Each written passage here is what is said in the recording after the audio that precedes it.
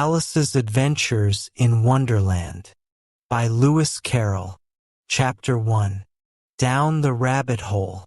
Alice was beginning to get very tired of sitting by her sister on the bank and of having nothing to do.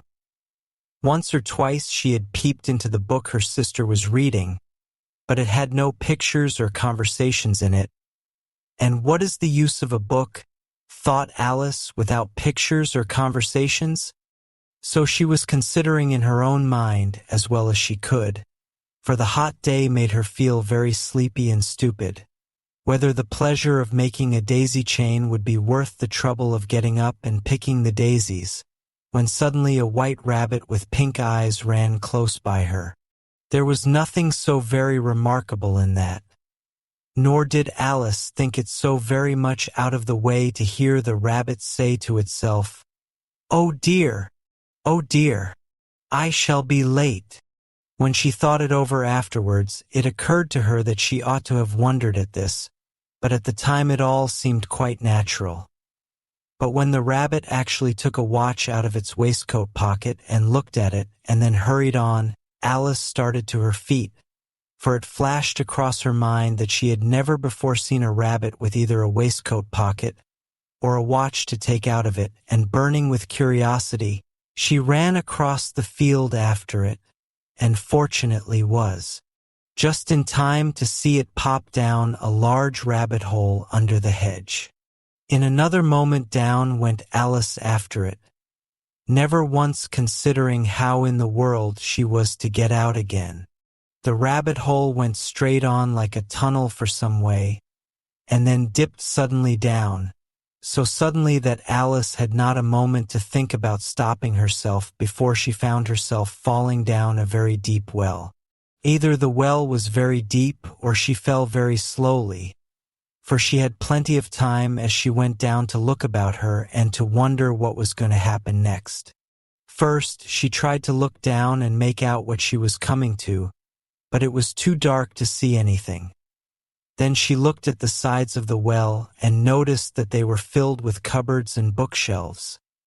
Here and there she saw maps and pictures hung upon pegs. She took down a jar from one of the shelves as she passed. It was labeled orange marmalade, but to her great disappointment it was empty. She did not like to drop the jar for fear of killing somebody underneath, so managed to put it into one of the cupboards as she fell past it. "Well," thought Alice to herself, "after such a fall as this, I shall think nothing of tumbling downstairs. How brave they'll all think me at home. Why, I wouldn't say anything about it, even if I fell off the top of the house," which was very likely true. Down, down, down. Would the fall never come to an end?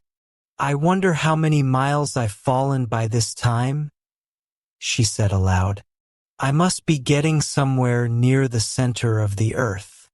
Let me see. That would be 4,000 miles down, I think, dash."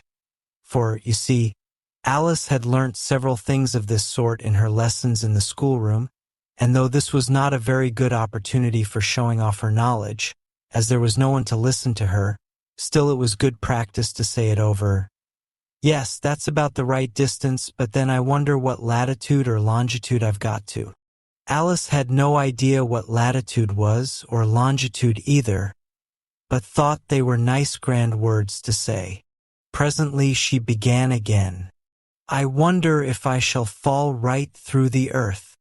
How funny it'll seem to come out among the people that walk with their heads downward. The antipathies, I think, dash." She was rather glad there was no one listening this time, as it didn't sound at all the right word. "But I shall have to ask them what the name of the country is, you know. Please, ma'am, is this New Zealand or Australia?" And she tried to curtsy as she spoke, fancy curtsying as you're falling through the air. "Do you think you could manage it? And what an ignorant little girl she'll think me for asking. No, it'll never do to ask. Perhaps I shall see it written up somewhere. Down, down, down." There was nothing else to do, so Alice soon began talking again. "Dinah'll miss me very much tonight, I should think." Dinah was the cat. "I hope they'll remember her saucer of milk at tea time. Dinah, my dear, I wish you were down here with me. There are no mice in the air, I'm afraid, but you might catch a bat, and that's very like a mouse, you know. But do cats eat bats, I wonder?" And here Alice began to get rather sleepy, and went on saying to herself in a dreamy sort of way, "Do cats eat bats? Do cats eat bats? And sometimes, do bats eat cats?" For, you see, as she couldn't answer either question, it didn't much matter which way she put it. She felt that she was dozing off, and had just begun to dream that she was walking hand in hand with Dinah, and saying to her very earnestly, "Now, Dinah, tell me the truth. Did you ever eat a bat?" When suddenly, thump, thump, down she came upon a heap of sticks and dry leaves, and the fall was over. Alice was not a bit hurt, and she jumped up onto her feet in a moment. She looked up, but it was all dark overhead. Before her was another long passage, and the white rabbit was still in sight, hurrying down it. There was not a moment to be lost. Away went Alice like the wind, and was just in time to hear it say, as it turned a corner, "Oh, my ears and whiskers, how late it's getting!" She was close behind it when she turned the corner, but the rabbit was no longer to be seen.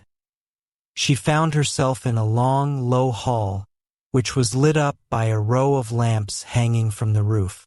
There were doors all round the hall, but they were all locked, and when Alice had been all the way down one side and up the other, trying every door, she walked sadly down the middle, wondering how she was ever to get out again. Suddenly she came upon a little three-legged table, all made of solid glass. There was nothing on it except a tiny golden key, and Alice's first thought was that it might belong to one of the doors of the hall. But, alas, either the locks were too large or the key was too small, but at any rate it would not open any of them. However, on the second time round, she came upon a low curtain she had not noticed before, and behind it was a little door about 15 inches high. She tried the little golden key in the lock, and to her great delight it fitted. Alice opened the door and found that it led into a small passage, not much larger than a rat hole. She knelt down and looked along the passage into the loveliest garden you ever saw. How she longed to get out of that dark hall, and wander about among those beds of bright flowers and those cool fountains, but she could not even get her head through the doorway. "And even if my head would go through," thought poor Alice, "it would be of very little use without my shoulders. Oh, how I wish I could shut up like a telescope. I think I could, if I only knew how to begin." For, you see, so many out-of-the-way things had happened lately that Alice had begun to think that very few things indeed were really impossible. There seemed to be no use in waiting by the little door, so she went back to the table, half hoping she might find another key on it, or at any rate a book of rules for shutting people up like telescopes. This time she found a little bottle on it, "which certainly was not here before," said Alice, and round the neck of the bottle was a paper label with the words "Drink Me" beautifully printed on it in large letters. It was all very well to say "Drink me," but the wise little Alice was not going to do that in a hurry. "No, I'll look first," she said, "and see whether it's marked poison or not," for she had read several nice little histories about children who had got burnt and eaten up by wild beasts and other unpleasant things, all because they would not remember the simple rules their friends had taught them, such as that a red-hot poker will burn you if you hold it too long, and that if you cut your finger very deeply with a knife, it usually bleeds, and she had never forgotten that, if you drink much from a bottle marked poison, it is almost certain to disagree with you sooner or later. However, this bottle was not marked poison. So Alice ventured to taste it, and finding it very nice, it had, in fact, a sort of mixed flavor of cherry tart, custard, pineapple, roast turkey, toffee, and hot buttered toast. She very soon finished it off. "What a curious feeling," said Alice. "I must be shutting up like a telescope." And so it was indeed. She was now only 10 inches high, and her face brightened up at the thought that she was now the right size for going through the little door into that lovely garden. First, however, she waited for a few minutes to see if she was going to shrink any further. She felt a little nervous about this. "For it might end, you know," said Alice to herself, "in my going out altogether like a candle. I wonder what I should be like then." And she tried to fancy what the flame of a candle is like after the candle is blown out, for she could not remember ever having seen such a thing. After a while, finding that nothing more happened, she decided on going into the garden at once. But alas for poor Alice! When she got to the door, she found she had forgotten the little golden key, and when she went back to the table for it, she found she could not possibly reach it. She could see it quite plainly through the glass, and she tried her best to climb up one of the legs of the table, but it was too slippery, and when she had tired herself out with trying, the poor little thing sat down and cried. "Come, there's no use in crying like that," said Alice to herself, rather sharply. "I advise you to leave off this minute." She generally gave herself very good advice, though she very seldom followed it, and sometimes she scolded herself so severely as to bring tears into her eyes, and once she remembered trying to box her own ears for having cheated herself in a game of croquet she was playing against herself, for this curious child was very fond of pretending to be two people. "But it's no use now," thought poor Alice, "to pretend to be two people. Why, there's hardly enough of me left to make one respectable person." Soon her eye fell on a little glass box that was lying under the table. She opened it, and found in it a very small cake, on which the words "Eat, Emmy" were beautifully marked in currants. "Well, I'll eat it," said Alice, "and if it makes me grow larger, I can reach the key. And if it makes me grow smaller, I can creep under the door. So either way I'll get into the garden, and I don't care which happens." She ate a little bit, and said anxiously to herself, "Which way? Which way?" holding her hand on the top of her head to feel which way it was growing, and she was quite surprised to find that she remained the same size. To be sure, this generally happens when one eats cake, but Alice had got so much into the way of expecting nothing but out-of-the-way things to happen, that it seemed quite dull and stupid for life to go on in the common way. So she set to work, and very soon finished off the cake. Alice's Adventures in Wonderland by Lewis Carroll. Chapter 2. The Pool of Tears. "Curiouser and curiouser," cried Alice. She was so much surprised that for the moment she quite forgot how to speak good English. "Now I'm opening out like the largest telescope that ever was. Goodbye, feet." For when she looked down at her feet, they seemed to be almost out of sight.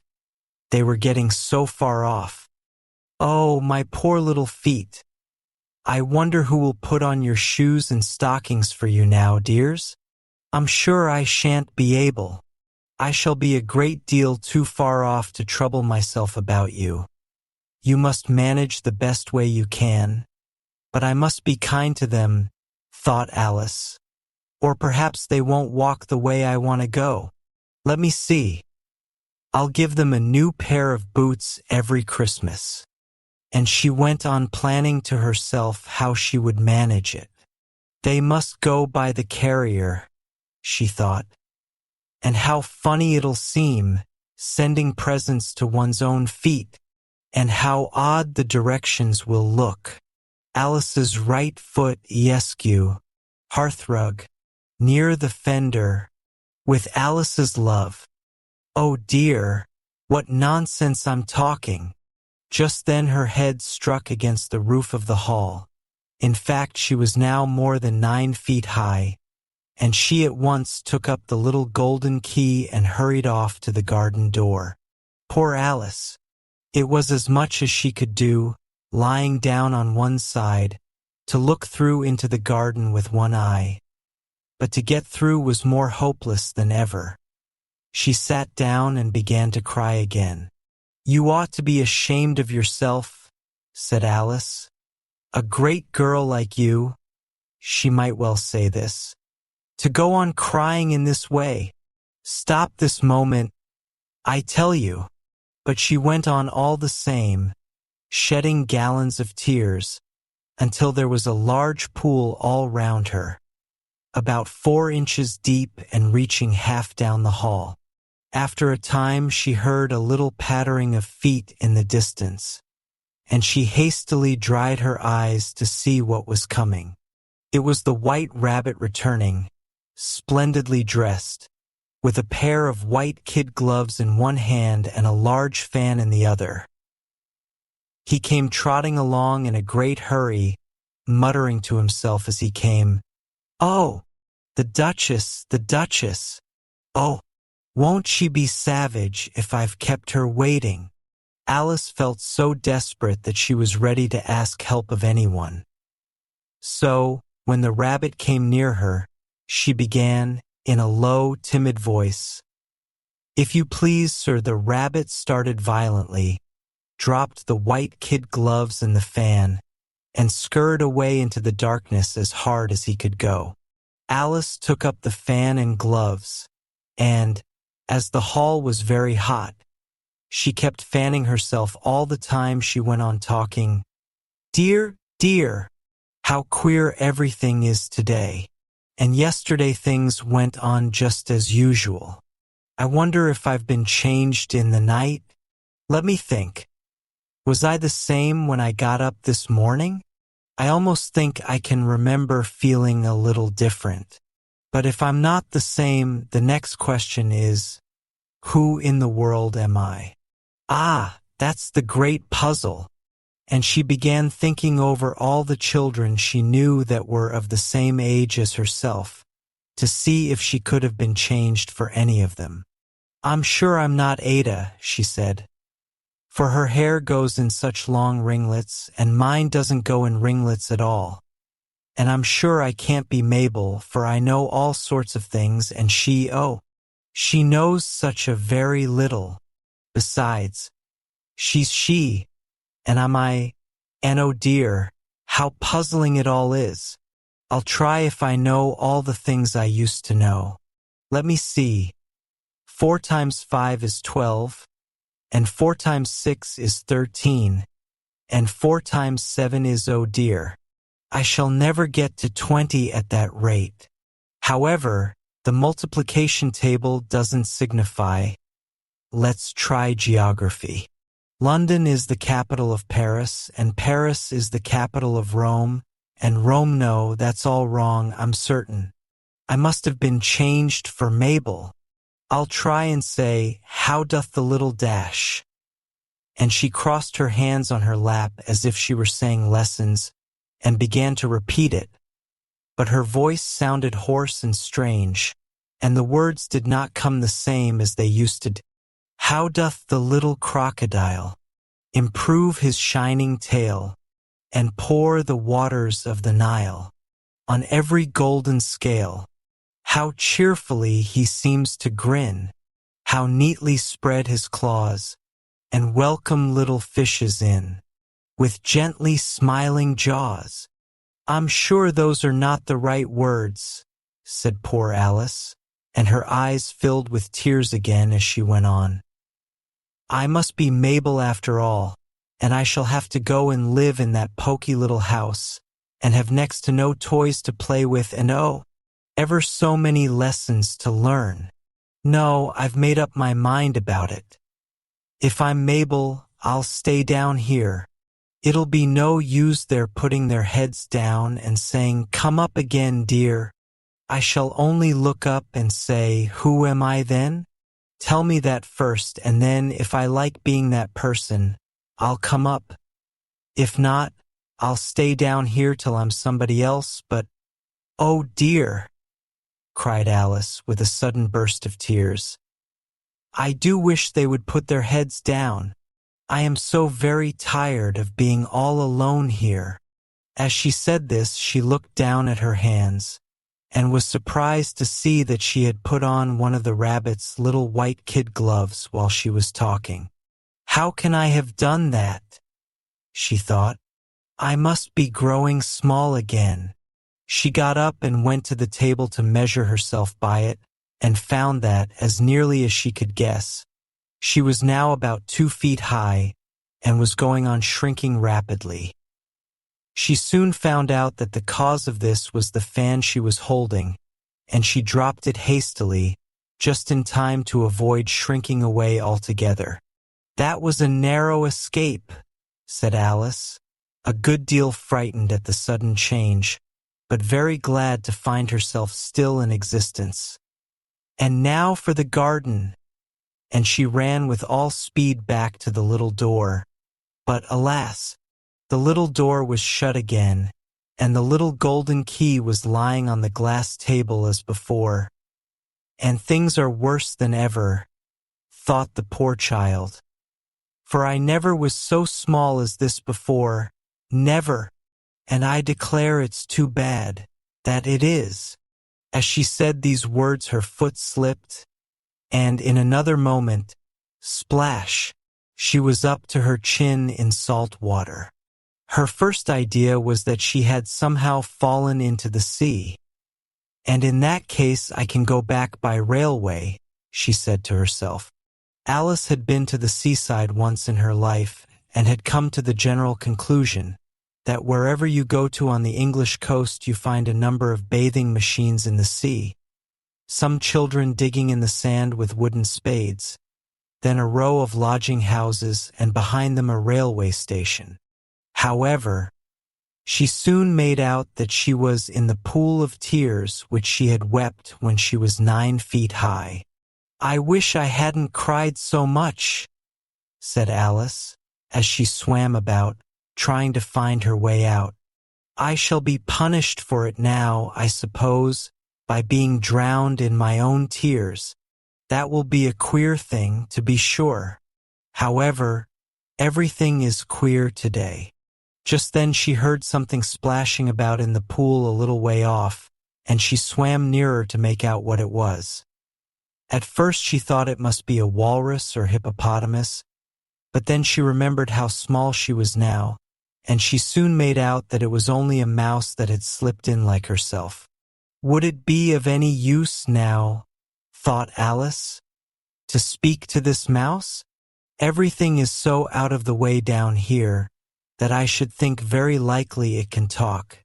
At any rate, there's no harm in trying. So she began, "Oh, mouse, do you know the way out of this pool? I am very tired of swimming about here. Oh, mouse." Alice thought this must be the right way of speaking to a mouse. She had never done such a thing before, but she remembered having seen in her brother's Latin grammar, "A mouse of a mouse to a mouse a mouse o mouse." The mouse looked at her rather inquisitively, and seemed to her to wink with one of its little eyes, but it said nothing. Perhaps it doesn't understand English, thought Alice. I dare say it's a French mouse, come over with William the Conqueror, for, with all her knowledge of history, Alice had no very clear notion how long ago anything had happened. So she began again, "Où est ma chat?" which was the first sentence in her French lesson book. The mouse gave a sudden leap out of the water, and seemed to quiver all over with fright. "Oh, I beg your pardon," cried Alice hastily, afraid that she had hurt the poor animal's feelings. "I quite forgot you didn't like cats." "Not like cats," cried the mouse, in a shrill, passionate voice. "Would you like cats if you were me?" "Well, perhaps not," said Alice in a soothing tone. "Don't be angry about it, and yet I wish I could show you our cat Dinah. I think you'd take a fancy to cats if you could only see her. She is such a dear quiet thing." Alice went on half to herself as she swam lazily about in the pool. "And she sits purring so nicely by the fire, licking her paws and washing her face, and she is such a nice soft thing to nurse, and she's such a capital one for catching mice, so—" "I beg your pardon?" cried Alice again, for this time the mouse was bristling all over, and she felt certain it must be really offended. "We won't talk about her any more if you'd rather not." "We indeed!" cried the mouse, who was trembling down to the end of his tail. "As if I would talk on such a subject. Our family always hated cats. Nasty, low, vulgar things. Don't let me hear the name again." "I won't indeed," said Alice, in a great hurry to change the subject of conversation. Are you fond of dogs?" The mouse did not answer, so Alice went on eagerly. "There is such a nice little dog near our house I should like to show you. A little bright-eyed terrier. You know, with such long curly brown hair. And it'll fetch things when you throw them, and it'll sit up and beg for its dinner, and all sorts of things. I can't remember half of them, and it belongs to a farmer, and he says it's so useful it's worth £100. He says it kills all the rats, and oh dear," cried Alice in a sorrowful tone, "I'm afraid I've offended it again," for the mouse was swimming away from her as hard as it could go, and making quite a commotion in the pool as it went. So she called softly after it, "Mouse dear, do come back again, and we won't talk about cats or dogs either, if you don't like them." When the mouse heard this, it turned round and swam slowly back to her.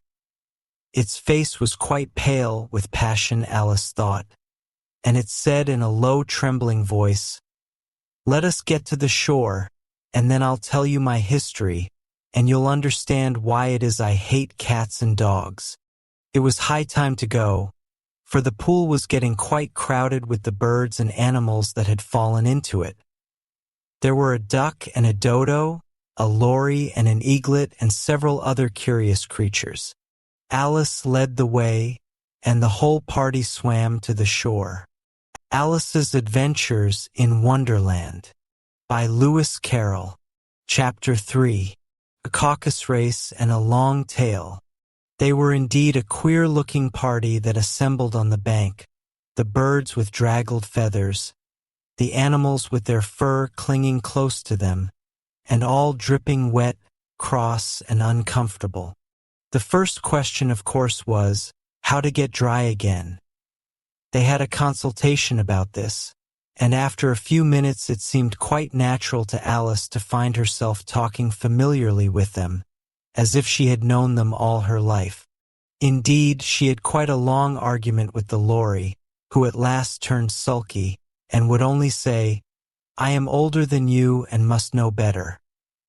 And this Alice would not allow without knowing how old it was, and as the lory positively refused to tell its age, there was no more to be said.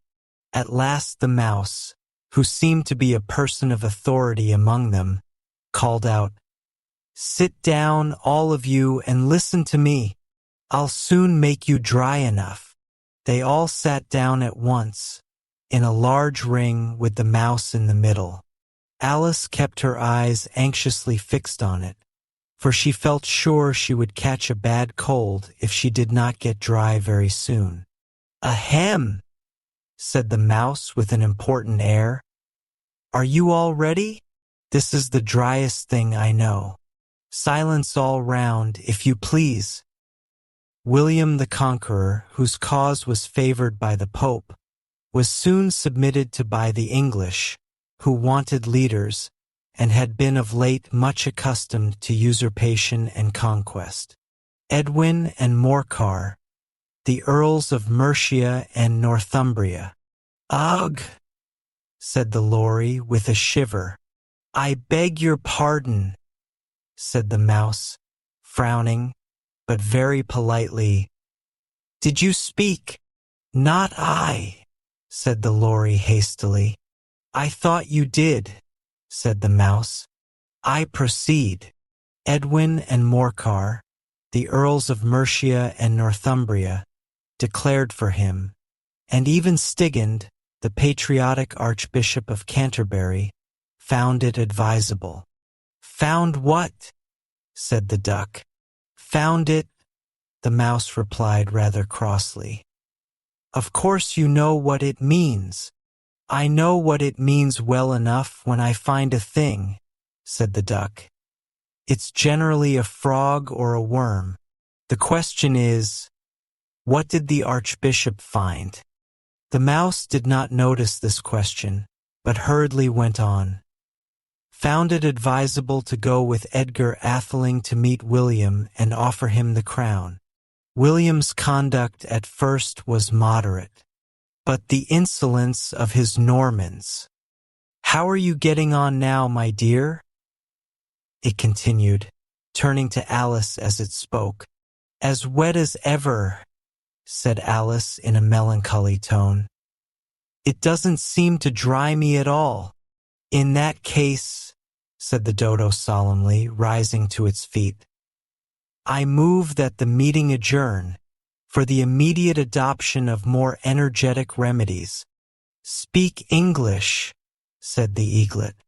I don't know the meaning of half those long words, and what's more, I don't believe you do either.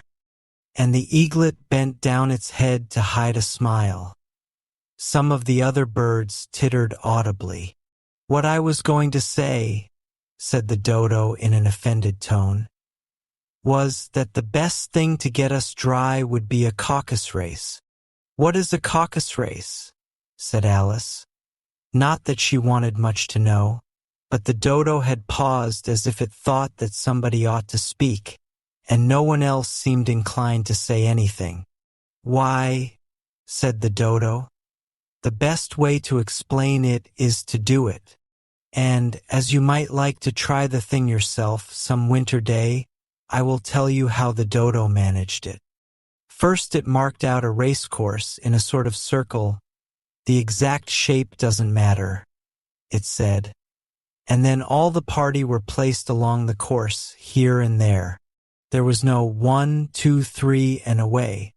But they began running when they liked and left off when they liked, so that it was not easy to know when the race was over. However, when they had been running half an hour or so, and were quite dry again, the Dodo suddenly called out, "The race is over!" And they all crowded round it, panting and asking, "But who has won?"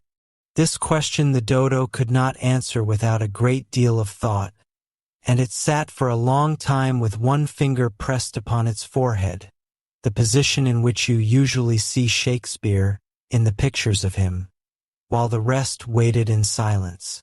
At last the Dodo said, "Everybody has won, and all must have prizes. But who is to give the prizes?" Quite a chorus of voices asked. "Why, she, of course," said the Dodo, pointing to Alice with one finger. And the whole party at once crowded round her, calling out in a confused way, "Prizes! Prizes!" Alice had no idea what to do, and in despair she put her hand in her pocket and pulled out a box of comfits. Luckily the salt water had not got into it, and handed them round as prizes. There was exactly one apiece all round. "But she must have a prize herself, you know," said the Mouse. Of course, the dodo replied very gravely. What else have you got in your pocket? He went on, turning to Alice. Only a thimble, said Alice sadly. Hand it over here, said the dodo. Then they all crowded round her once more, while the dodo solemnly presented the thimble, saying, We beg your acceptance of this elegant thimble. And when it had finished this short speech, they all cheered. Alice thought the whole thing very absurd, but they all looked so grave that she did not dare to laugh. And, as she could not think of anything to say, she simply bowed and took the thimble, looking as solemn as she could. The next thing was to eat the comfits. This caused some noise and confusion, as the large birds complained that they could not taste theirs, and the small ones choked and had to be patted on the back. However, it was over at last, and they sat down again in a ring and begged the mouse to tell them something more. You promised to tell me your history, you know, said Alice. And why it is you hate C and D, she added in a whisper, half afraid that it would be offended again. Mine is a long and a sad tale, said the mouse, turning to Alice and sighing. It is a long tale, certainly, said Alice, looking down with wonder at the mouse's tail. But why do you call it sad? And she kept on puzzling about it while the mouse was speaking, so that her idea of the tale was something like this. Fury said to a mouse that he met in the house, Let us both go to law. I will prosecute you. Come, I will take no denial. We must have a trial. For really this morning I have nothing to do. Said the mouse to the cur, Such a trial, dear sir, with no jury or judge would be wasting our breath. I will be judge, I will be jury, said cunning old Fury. I will try the whole cause and condemn you to death. You are not attending, said the mouse to Alice severely. What are you thinking of? I beg your pardon, said Alice very humbly. You had got to the fifth bend, I think? I had not, cried the mouse sharply and very angrily. A knot, said Alice, always ready to make herself useful, and looking anxiously about her. Oh, do let me help to undo it. I shall do nothing of the sort, said the mouse, getting up and walking away. You insult me by talking such nonsense. I didn't mean it, pleaded poor Alice. But you're so easily offended, you know. The mouse only growled in reply. Please come back and finish your story, Alice called after it, and the others all joined in chorus. Yes, please do. But the mouse only shook its head impatiently and walked a little quicker. What a pity it wouldn't stay, sighed the lory, as soon as it was quite out of sight. And an old crab took the opportunity of saying to her daughter, Ah, my dear, let this be a lesson to you never to lose your temper. Hold your tongue, ma, said the young crab a little snappishly. You're enough to try the patience of an oyster. I wish I had our Dinah here. I know I do, said Alice aloud, addressing nobody in particular. She'd soon fetch it back. And who is Dinah, if I might venture to ask the question? Said the lory. Alice replied eagerly, for she was always ready to talk about her pet. Dinah's our cat, and she's such a capital one for catching mice you can't think. And oh, I wish you could see her after the birds. Why, she'll eat a little bird as soon as look at it. This speech caused a remarkable sensation among the party. Some of the birds hurried off at once. One old magpie began wrapping itself up very carefully, remarking, I really must be getting home. The night air doesn't suit my throat. and a canary called out in a trembling voice to its children, "Come away, my dears. It's high time you were all in bed." On various pretexts they all moved off, and Alice was soon left alone. "I wish I hadn't mentioned Dinah," she said to herself in a melancholy tone. "Nobody seems to like her down here, and I'm sure she's the best cat in the world. Oh, my dear Dinah, I wonder if I shall ever see you any more." And here poor Alice began to cry again, for she felt very lonely and low-spirited. In a little while, however, she again heard a little pattering of footsteps in the distance, and she looked up eagerly, half hoping that the mouse had changed his mind and was coming back to finish his story. Alice in Wonderland. Chapter 4. The Rabbit Sends in a Little Bill. It was the White Rabbit, trotting slowly back again, and looking anxiously about as it went, as if it had lost something. And she heard it muttering to itself, "The Duchess! The Duchess! Oh, my dear paws! Oh, my fur and whiskers! She'll get me executed. As sure as ferrets are ferrets. Where can I have dropped them, I wonder?" Alice guessed in a moment that it was looking for the fan and the pair of white kid gloves, and she very good-naturedly began hunting about for them. But they were nowhere to be seen. Everything seemed to have changed since her swim in the pool, and the great hall with the glass table and the little door had vanished completely. Very soon the rabbit noticed Alice, as she went hunting about, and called out to her in an angry tone, "Why, Mary Ann, what are you doing out here? Run home this moment, and fetch me a pair of gloves and a fan. Quick now." And Alice was so much frightened that she ran off at once in the direction it pointed to, without trying to explain the mistake it had made. "He took me for his housemaid," she said to herself as she ran. "How surprised he'll be when he finds out who I am. But I'd better take him his fan and gloves, that is, if I can find them." As she said this, she came upon a neat little house, on the door of which was a bright brass plate with the name W. Rabbit engraved upon it. She went in without knocking and hurried upstairs, in great fear lest she should meet the real Mary Ann, and be turned out of the house before she had found the fan and gloves. "How queer it seems," Alice said to herself, "to be going messages for a rabbit. I suppose Dinah'll be sending me on messages next." And she began fancying the sort of thing that would happen. "Miss Alice, come here directly, and get ready for your walk. Coming in a minute, nurse. But I've got to see that the mouse doesn't get out. Only I don't think," Alice went on, "that they'd let Dinah stop in the house if it began ordering people about like that."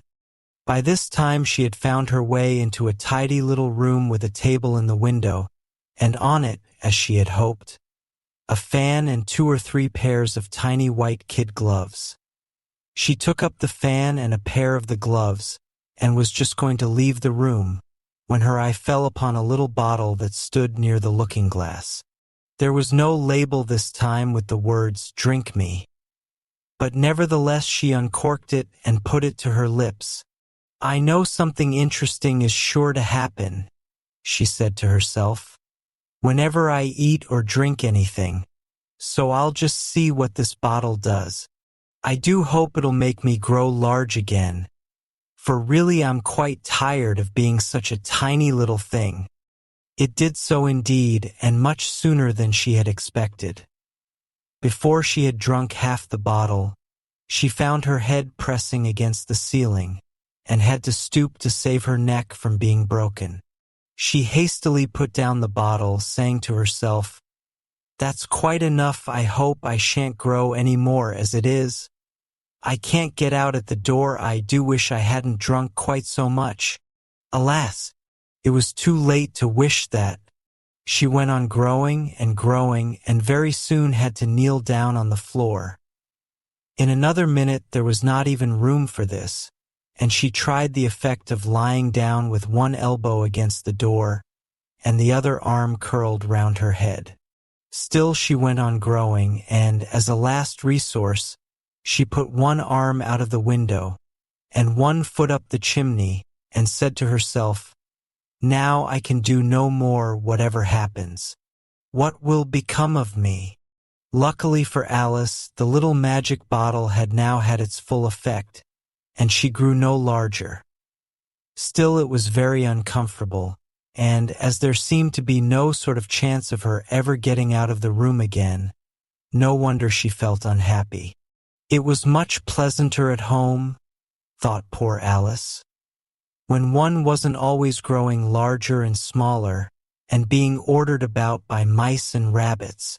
I almost wish I hadn't gone down that rabbit hole, and yet it's rather curious, this sort of life. I do wonder what can have happened to me. When I used to read fairy tales, I fancied that kind of thing never happened, and now here I am in the middle of one. There ought to be a book written about me, that there ought. And when I grow up, I'll write one, but I'm grown up now, she added in a sorrowful tone. At least there's no room to grow up any more here. But then, thought Alice, shall I never get any older than I am now?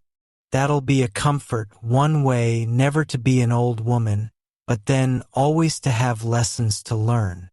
Oh, I shouldn't like that. Oh, you foolish Alice, she answered herself. How can you learn lessons in here?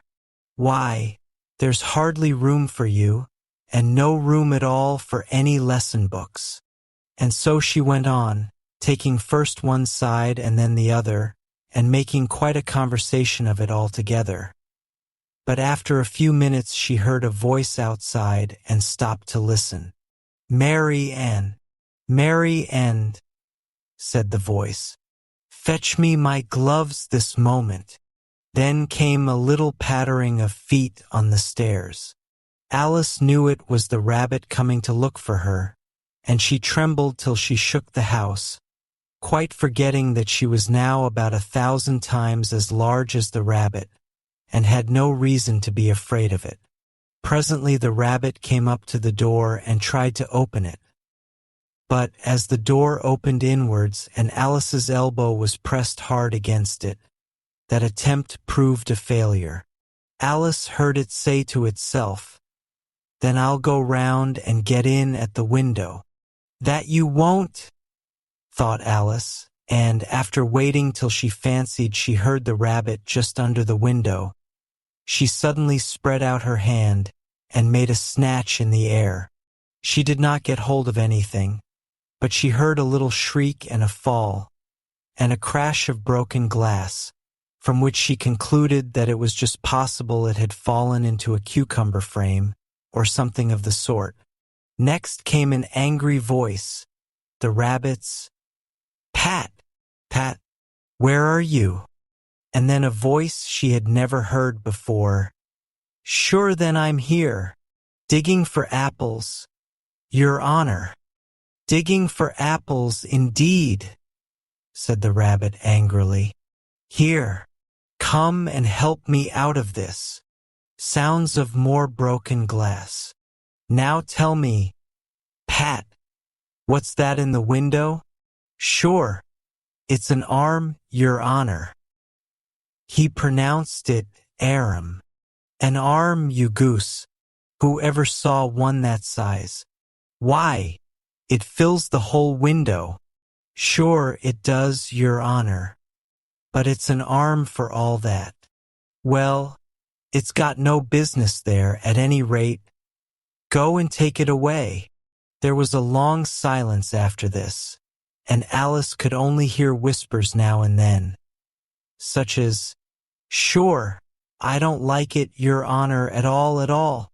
Do as I tell you, you coward." And at last she spread out her hand again and made another snatch in the air. This time there were 2 little shrieks, and more sounds of broken glass. What a number of cucumber frames there must be, thought Alice. I wonder what they'll do next. As for pulling me out of the window, I only wish they could. I'm sure I don't want to stay in here any longer. She waited for some time without hearing anything more. At last came a rumbling of little cartwheels, and the sound of a good many voices all talking together. She made out the words, "Where's the other ladder? Why, I hadn't to bring but one. Bill's got the other. Bill, fetch it here, lad. Here, put 'em up at this corner no. Tie 'em together first. They don't reach half high enough yet. Oh, they'll do well enough. Don't be particular. Here, Bill, catch hold of this rope. Will the roof bear? Mind that loose slate. Oh, it's coming down. Heads below. A loud crash. Now, who did that?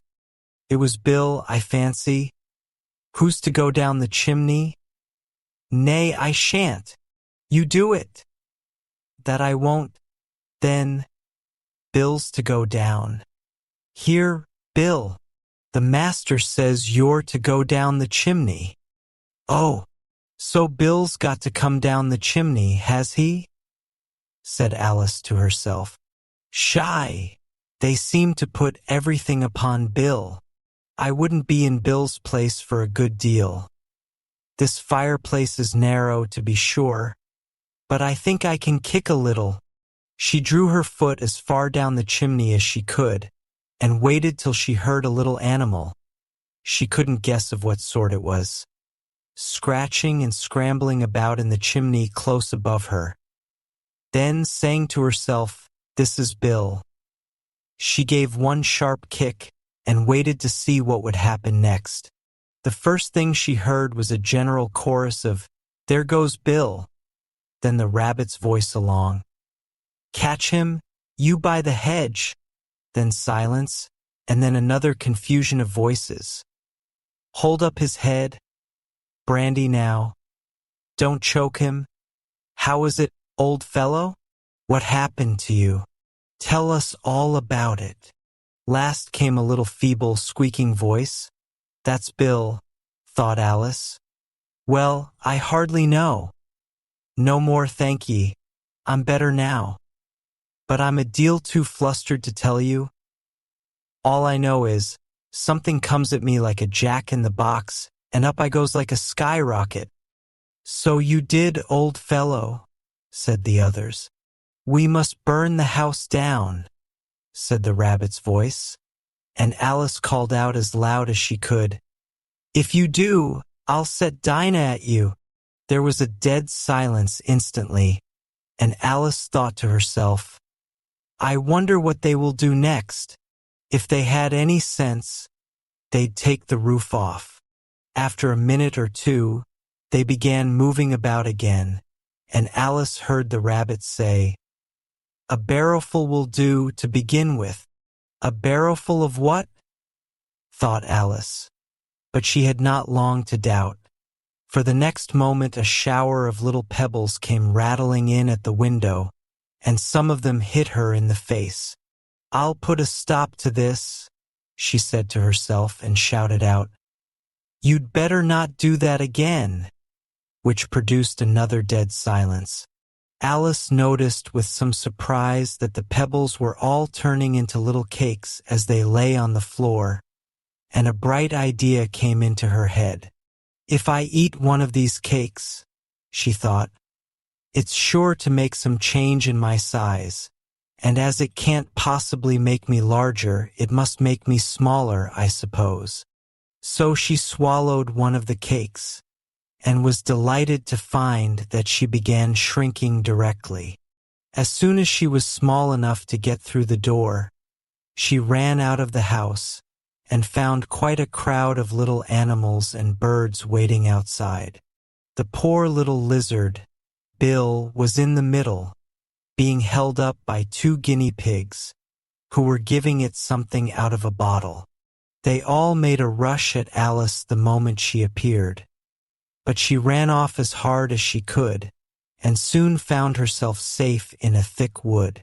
"The first thing I've got to do," said Alice to herself as she wandered about in the wood, "is to grow to my right size again, and the second thing is to find my way into that lovely garden. I think that will be the best plan." It sounded an excellent plan, no doubt, and very neatly and simply arranged.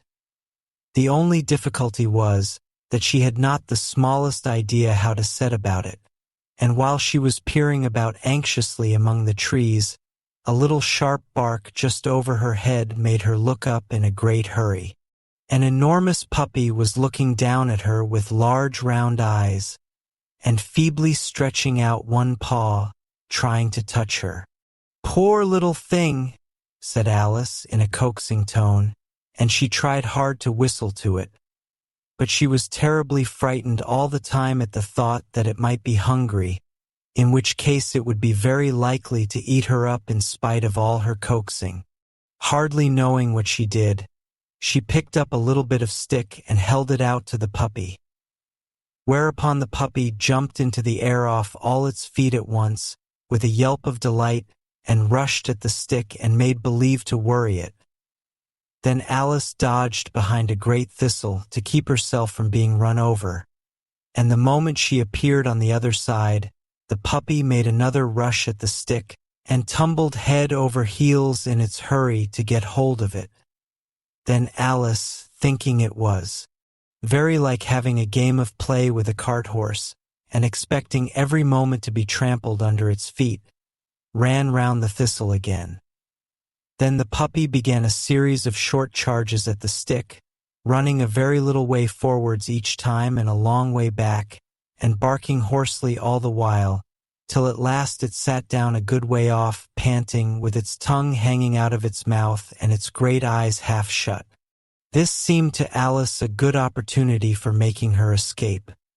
So she set off at once, and ran till she was quite tired and out of breath, until the puppy's bark sounded quite faint in the distance. "And yet what a dear little puppy it was," said Alice, as she leant against a buttercup to rest herself, and fanned herself with one of the leaves. "I should have liked teaching it tricks very much, if I'd only been the right size to do it. Oh dear, I'd nearly forgotten that I've got to grow up again. Let me see, how is it to be managed? I suppose I ought to eat or drink something or other. But the great question is, what?" The great question certainly was, what? Alice looked all round her at the flowers and the blades of grass, but she did not see anything that looked like the right thing to eat or drink under the circumstances. There was a large mushroom growing near her, about the same height as herself, and when she had looked under it and on both sides of it and behind it, it occurred to her that she might as well look and see what was on the top of it. She stretched herself up on tiptoe and peeped over the edge of the mushroom, and her eyes immediately met those of a large blue caterpillar that was sitting on the top with its arms folded, quietly smoking a long hookah and taking not the smallest notice of her or of anything else. Alice in Wonderland, Chapter 5. Advice from a Caterpillar. The caterpillar and Alice looked at each other for some time in silence. At last the caterpillar took the hookah out of its mouth and addressed her in a languid, sleepy voice. "Who are you?" said the caterpillar. This was not an encouraging opening for a conversation. Alice replied rather shyly, I hardly know, sir. Just at present, at least I know who I was when I got up this morning.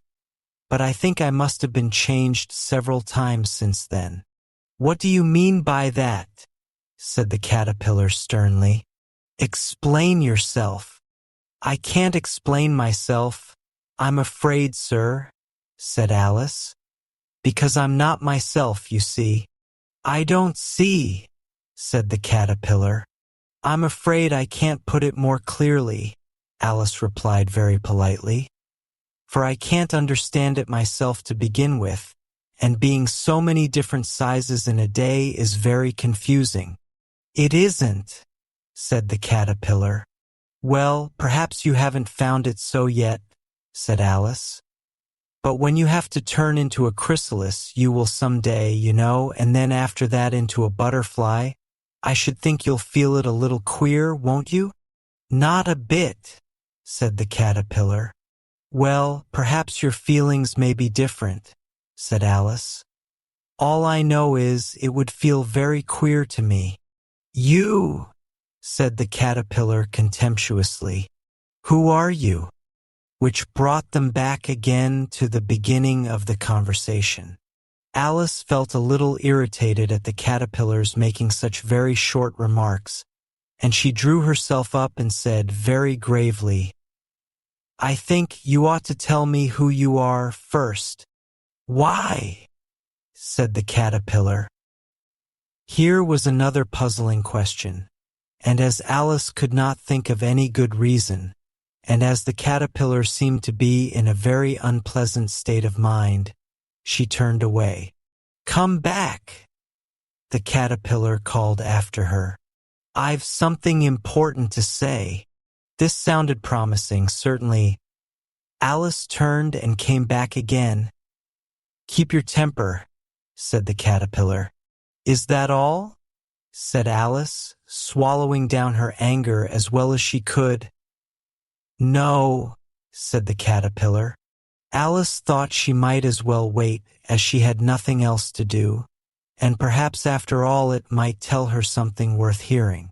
For some minutes it puffed away without speaking, but at last it unfolded its arms, took the hookah out of its mouth again, and said, So you think you're changed, do you? I'm afraid I am, sir, said Alice. I can't remember things as I used, and I don't keep the same size for 10 minutes together. Can't remember what things? Said the caterpillar. Well, I've tried to say, how doth the little busy bee? But it all came different. Alice replied in a very melancholy voice. Repeat. You are old, Father William, said the caterpillar. Alice folded her hands and began to repeat a poem she learned. You are old, Father William, the young man said, and your hair has become very white, and yet you incessantly stand on your head. Do you think at your age it is right? In my youth, Father William replied to his son, I feared it might injure the brain, but now that I'm perfectly sure I have none, why, I do it again and again. You are old, said the youth, as I mentioned before, and have grown most uncommonly fat. Yet you turned a back somersault in at the door. Pray, what is the reason of that?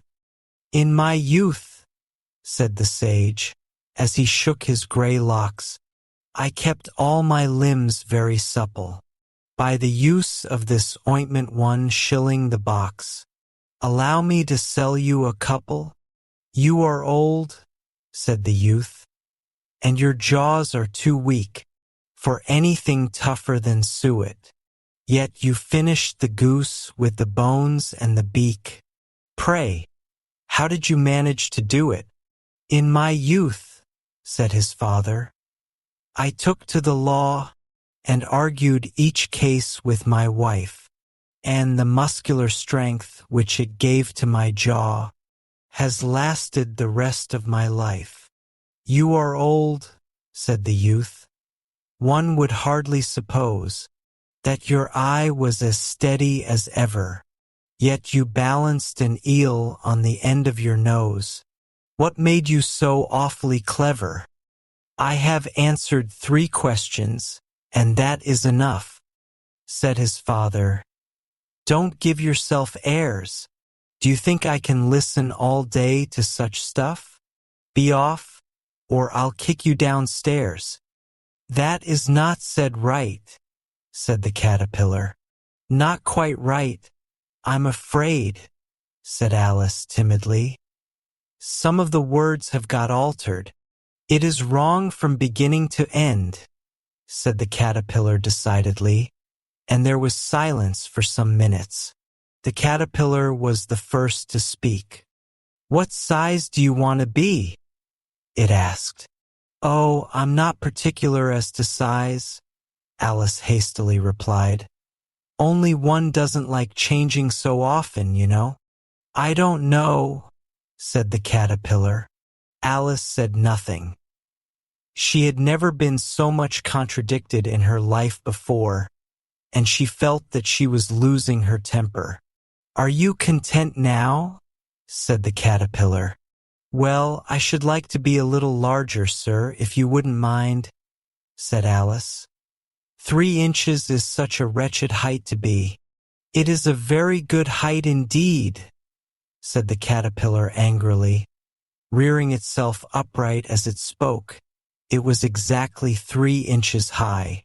But I'm not used to it, pleaded poor Alice in a piteous tone, and she thought of herself. I wish the creatures wouldn't be so easily offended. You'll get used to it in time, said the caterpillar, and it put the hookah into its mouth and began smoking again. This time Alice waited patiently until it chose to speak again. In a minute or two the caterpillar took the hookah out of its mouth and yawned once or twice, and shook itself. Then it got down off the mushroom and crawled away in the grass, merely remarking as it went, One side will make you grow taller, and the other side will make you grow shorter. One side of what? The other side of what? Thought Alice to herself. Of the mushroom, said the caterpillar, just as if she had asked it aloud. And in another moment it was out of sight.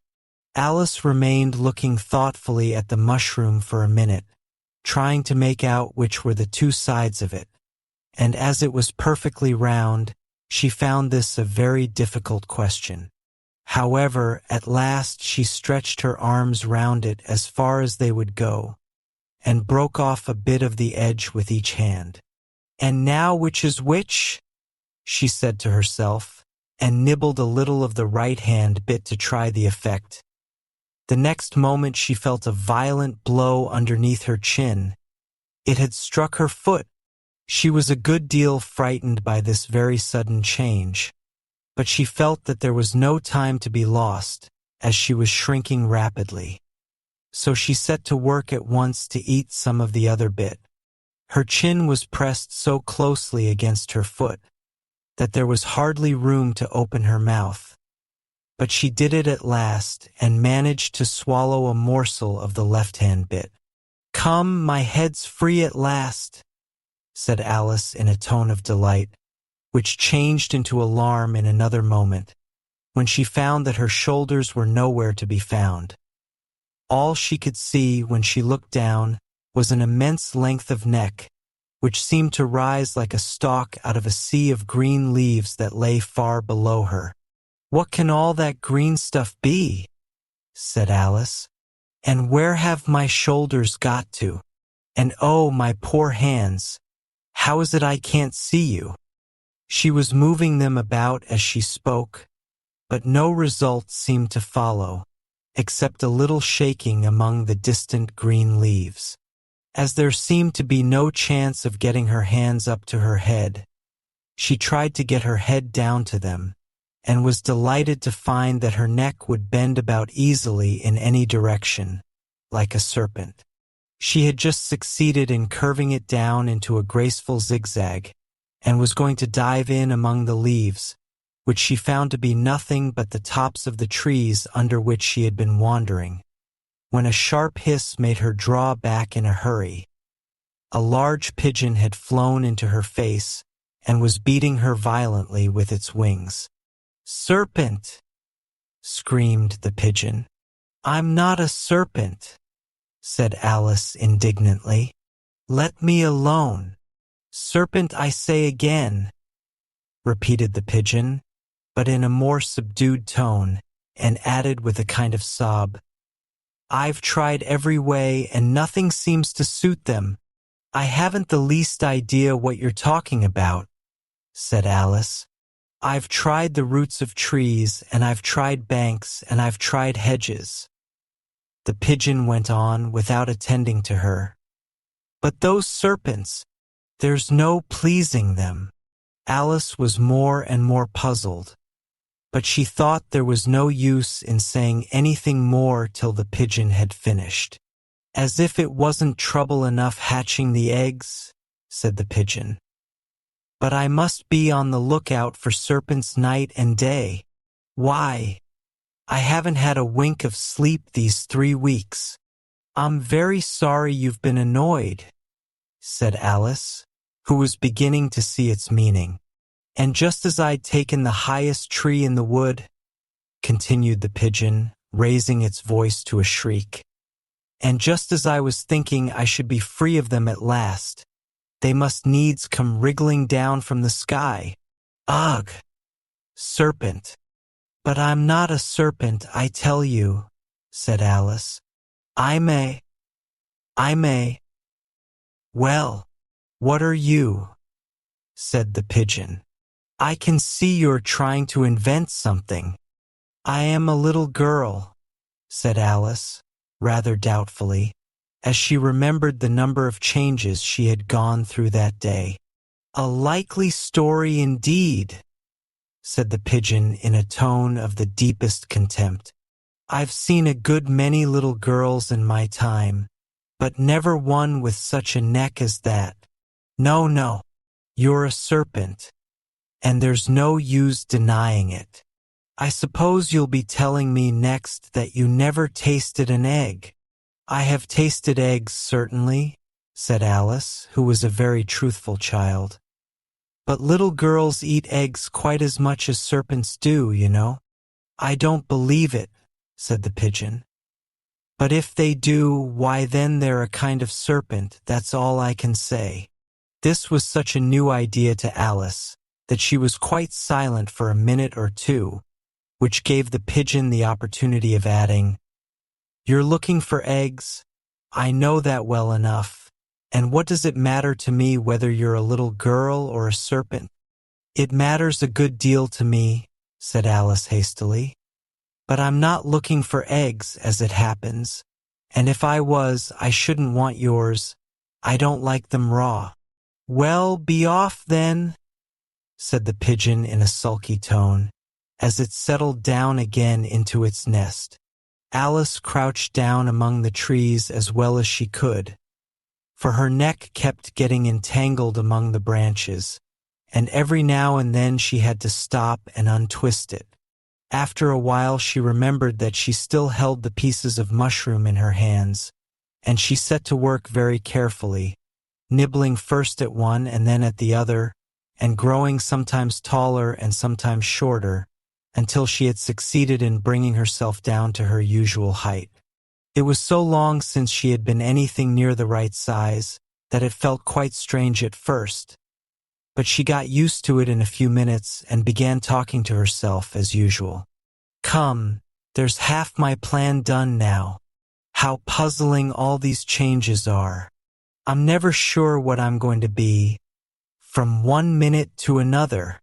However, I've got back to my right size. The next thing is to get into that beautiful garden. How is that to be done, I wonder?" As she said this, she came suddenly upon an open place, with a little house in it about 4 feet high. "Whoever lives there," thought Alice, "it'll never do to come upon them this size. Why, I should frighten them out of their wits." So she began nibbling at the right-hand bit again, and did not venture to go near the house till she had brought herself down to 9 inches high. Alice in Wonderland, Chapter 6. Pig and Pepper. For a minute or two she stood looking at the house and wondering what to do next, when suddenly a footman in livery came running out of the wood. She considered him to be a footman because he was in livery. Otherwise, judging by his face only, she would have called him a fish, and rapped loudly at the door with his knuckles. It was opened by another footman in livery, with a round face and large eyes like a frog. And both footmen, Alice noticed, had powdered hair that curled all over their heads. She felt very curious to know what it was all about, and crept a little way out of the wood to listen. The fish footman began by producing from under his arm a great letter, nearly as large as himself, and this he handed over to the other, saying in a solemn tone, "For the Duchess, an invitation from the Queen to play croquet." The frog footman repeated in the same solemn tone, only changing the order of the words a little, "From the Queen, an invitation for the Duchess to play croquet." Then they both bowed low, and their curls got entangled together. Alice laughed so much at this that she had to run back into the wood for fear of their hearing her. And when she next peeped out, the fish footman was gone, and the other was sitting on the ground near the door, staring stupidly up into the sky. Alice went timidly up to the door and knocked. "There's no sort of use in knocking," said the footman, "and that for two reasons. First, because I'm on the same side of the door as you are. Secondly, because they're making such a noise inside, no one could possibly hear you." And certainly there was a most extraordinary noise going on within, a constant howling and sneezing, and every now and then a great crash, as if a dish or kettle had been broken to pieces. "Please, then," said Alice, "how am I to get in? There might be some sense in your knocking." The footman went on without attending to her. "If we had the door between us, for instance, if you were inside, you might knock, and I could let you out, you know." He was looking up into the sky all the time he was speaking, and this Alice thought decidedly uncivil. "But perhaps he can't help it," she said to herself. "His eyes are so very nearly at the top of his head, but at any rate he might answer questions. How am I to get in?" she repeated aloud. "I shall sit here," the footman remarked, "till tomorrow dash." At this moment the door of the house opened, and a large plate came skimming out, straight at the footman's head. It just grazed his nose and broke to pieces against one of the trees behind him. "Or next day, maybe," the footman continued in the same tone, exactly as if nothing had happened. "How am I to get in?" asked Alice again in a louder tone. "Are you to get in at all?" said the footman. "That's the first question, you know."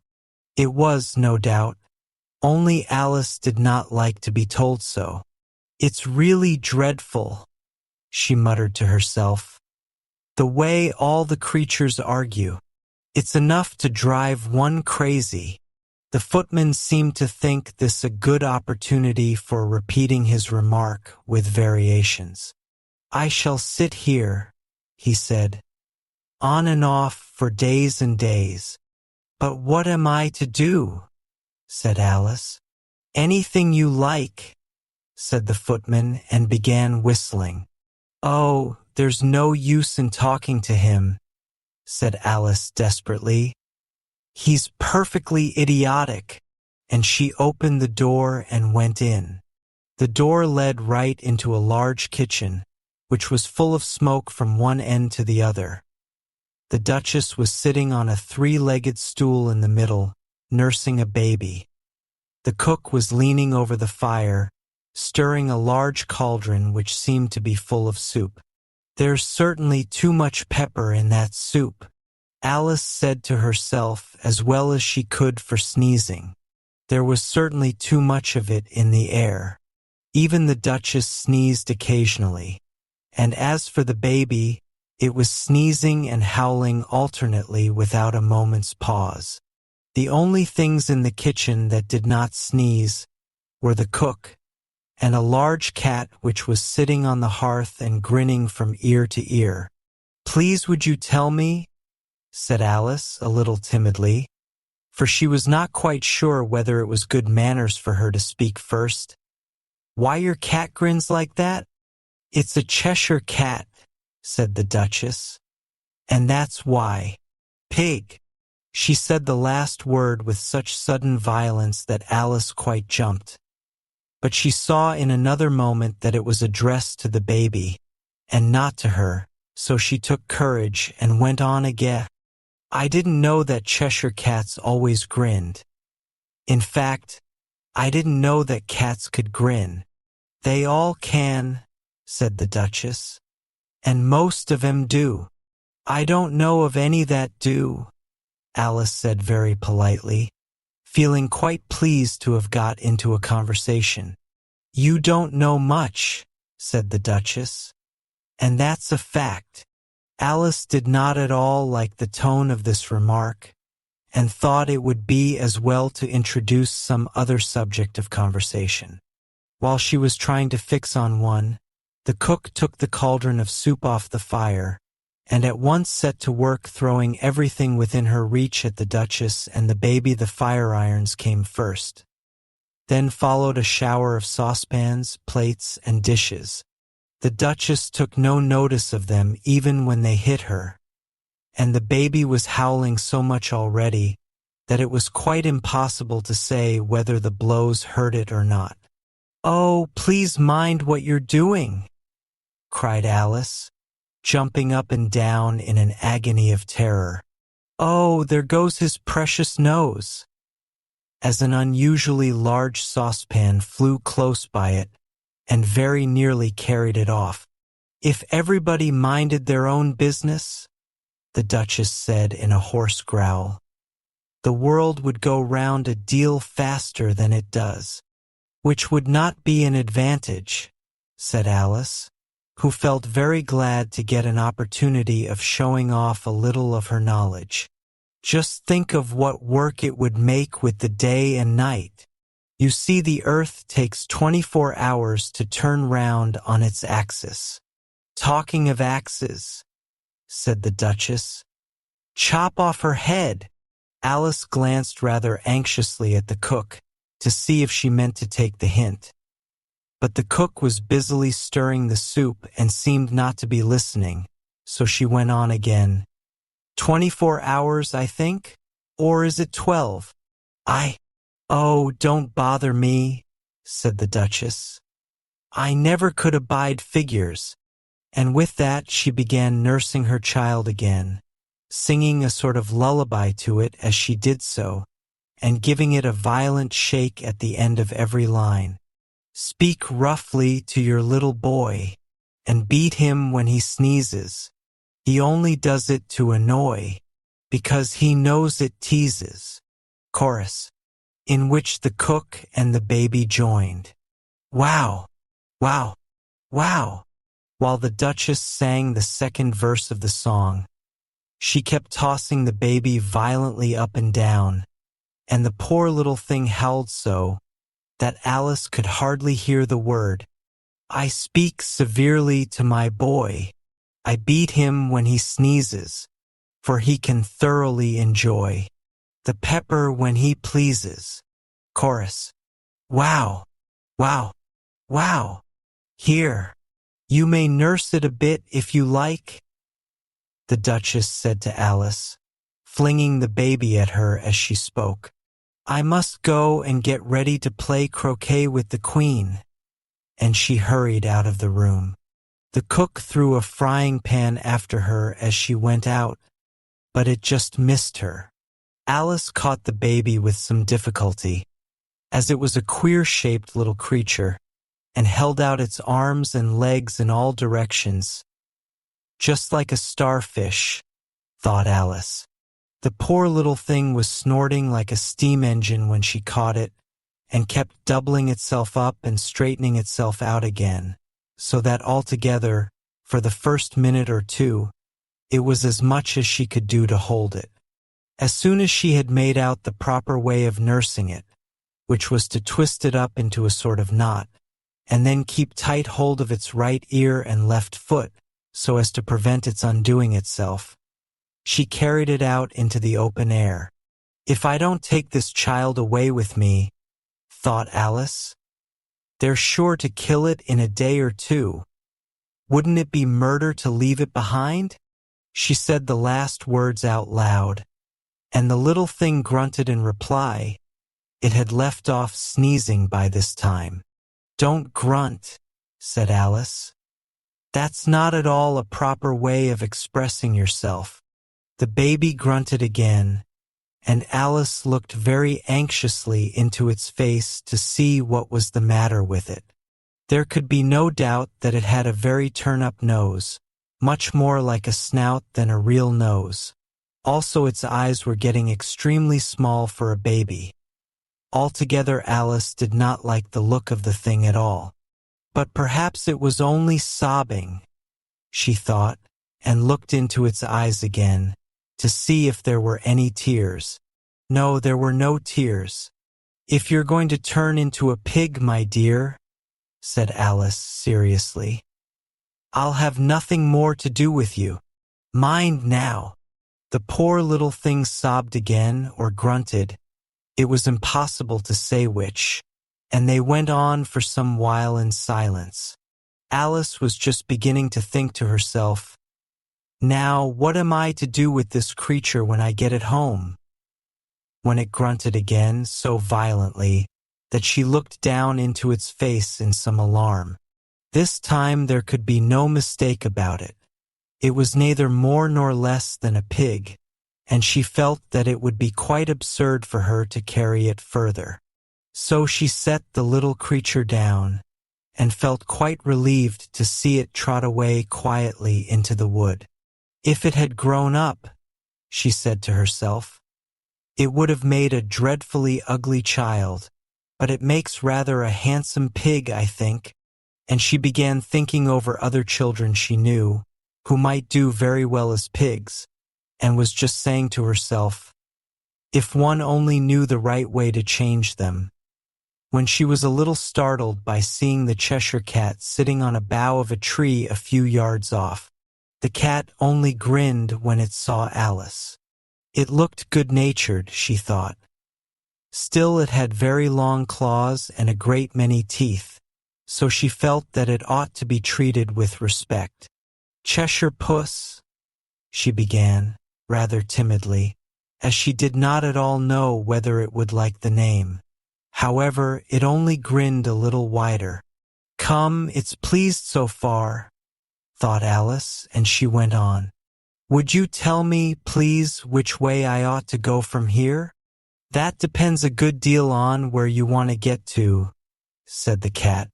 I don't much care where, said Alice. Then it doesn't matter which way you go, said the cat. So long as I get somewhere, Alice added as an explanation. Oh, you're sure to do that, said the cat. If you only walk long enough. Alice felt that this could not be denied, so she tried another question. What sort of people live about here? In that direction, the cat said, waving its right paw round, lives a hatter, and in that direction, waving the other paw, lives a March hare. Visit either you like. They're both mad. But I don't want to go among mad people, Alice remarked. Oh, you can't help that, said the cat. We're all mad here. I'm mad. You're mad. How do you know I'm mad? Said Alice. You must be, said the cat, or you wouldn't have come here. Alice didn't think that proved it at all. However, she went on, and how do you know that you're mad? To begin with, said the cat, a dog's not mad. You grant that? I suppose so, said Alice. Well, then, the cat went on. You see, a dog growls when it's angry and wags its tail when it's pleased. Now I growl when I'm pleased and wag my tail when I'm angry. Therefore I'm mad. I call it purring, not growling, said Alice. Call it what you like, said the cat. Do you play croquet with the Queen today? I should like it very much, said Alice. But I haven't been invited yet. You'll see me there, said the cat and vanished. Alice was not much surprised at this.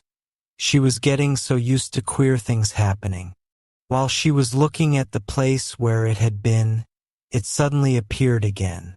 By the by, what became of the baby? Said the cat. I'd nearly forgotten to ask. It turned into a pig, Alice quietly said, just as if it had come back in a natural way. I thought it would, said the cat and vanished again. Alice waited a little, half expecting to see it again, but it did not appear, and after a minute or two she walked on in the direction in which the March Hare was said to live. I've seen hatters before, she said to herself. The March Hare will be much the most interesting, and perhaps as this is May it won't be raving mad, at least not so mad as it was in March. As she said this, she looked up, and there was the cat again, sitting on a branch of a tree. Did you say pig or fig?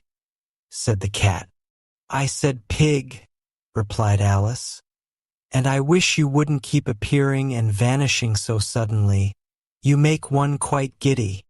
All right, said the cat, and this time it vanished quite slowly, beginning with the end of the tail and ending with the grin, which remained some time after the rest of it had gone. Well, I've often seen a cat without a grin, thought Alice.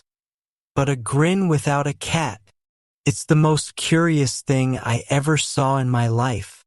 She had not gone much farther before she came in sight of the house of the March Hare. She thought it must be the right house, because the chimneys were shaped like ears and the roof was thatched with fur. It was so large a house that she did not like to go nearer till she had nibbled some more of the left-hand bit of mushroom and raised herself to about 2 feet high. Even then she walked up towards it rather timidly, saying to herself, Suppose it should be raving mad after all. I almost wish I'd gone to see the Hatter instead. Alice in Wonderland, Chapter 7. A Mad Tea Party. There was a table set out under a tree in front of the house, and the March Hare and the Hatter were having tea at it. A dormouse was sitting between them, fast asleep, and the other two were using it as a cushion, resting their elbows on it and talking over its head. Very uncomfortable for the dormouse, thought Alice. Only, as it's asleep, I suppose it doesn't mind. The table was a large one, but the three were all crowded together at one corner of it. No room! No room! They cried out when they saw Alice coming. There's plenty of room, said Alice indignantly, and she sat down in a large armchair at one end of the table. Have some wine, the March Hare said in an encouraging tone. Alice looked all round the table, but there was nothing on it but tea. I don't see any wine, she remarked. There isn't any, said the March Hare. Then it wasn't very civil of you to offer it, said Alice angrily. It wasn't very civil of you to sit down without being invited, said the March Hare. I didn't know it was your table, said Alice. It's laid for a great many more than 3. Your hair wants cutting, said the Hatter. He had been looking at Alice for some time with great curiosity, and this was his first speech. You should learn not to make personal remarks, Alice said with some severity. It's very rude. The Hatter opened his eyes very wide on hearing this, but all he said was, Why is a raven like a writing desk? Come, we shall have some fun now, thought Alice. I'm glad they've begun asking riddles. I believe I can guess that, she added aloud. Do you mean that you think you can find out the answer to it? Said the March Hare. Exactly so, said Alice. Then you should say what you mean, the March Hare went on. I do, Alice hastily replied. At least I mean what I say, that's the same thing, you know. Not the same thing a bit, said the Hatter. You might just as well say that I see what I eat is the same thing as I eat what I see. You might just as well say, added the March Hare, that I like what I get is the same thing as I get what I like. You might just as well say, added the Dormouse, who seemed to be talking in his sleep, that I breathe when I sleep is the same thing as I sleep when I breathe. It is the same thing with you, said the Hatter, and here the conversation dropped, and the party sat silent for a minute, while Alice thought over all she could remember about ravens and writing desks, which wasn't much. The Hatter was the first to break the silence. What day of the month is it? He said, turning to Alice. He had taken his watch out of his pocket and was looking at it uneasily, shaking it every now and then and holding it to his ear. Alice considered a little and then said, the 4th. 2 days wrong, sighed the Hatter. I told you butter wouldn't suit the works, he added, looking angrily at the March Hare. It was the best butter, the March Hare meekly replied. Yes, but some crumbs must have got in as well, the Hatter grumbled. You shouldn't have put it in with the bread knife. The March Hare took the watch and looked at it gloomily. Then he dipped it into his cup of tea and looked at it again. But he could think of nothing better to say than his first remark. It was the best butter, you know. Alice had been looking over his shoulder with some curiosity. What a funny watch, she remarked. It tells the day of the month and doesn't tell what o'clock it is. Why should it? Muttered the Hatter. Does your watch tell you what year it is? Of course not, Alice replied very readily. But that's because it stays the same year for such a long time together, which is just the case with mine, said the Hatter. Alice felt dreadfully puzzled. The Hatter's remark seemed to have no sort of meaning in it, and yet it was certainly English. I don't quite understand you, she said as politely as she could.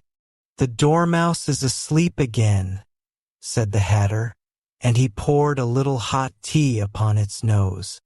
The Dormouse shook its head impatiently and said, without opening its eyes, of course, just what I was going to remark myself.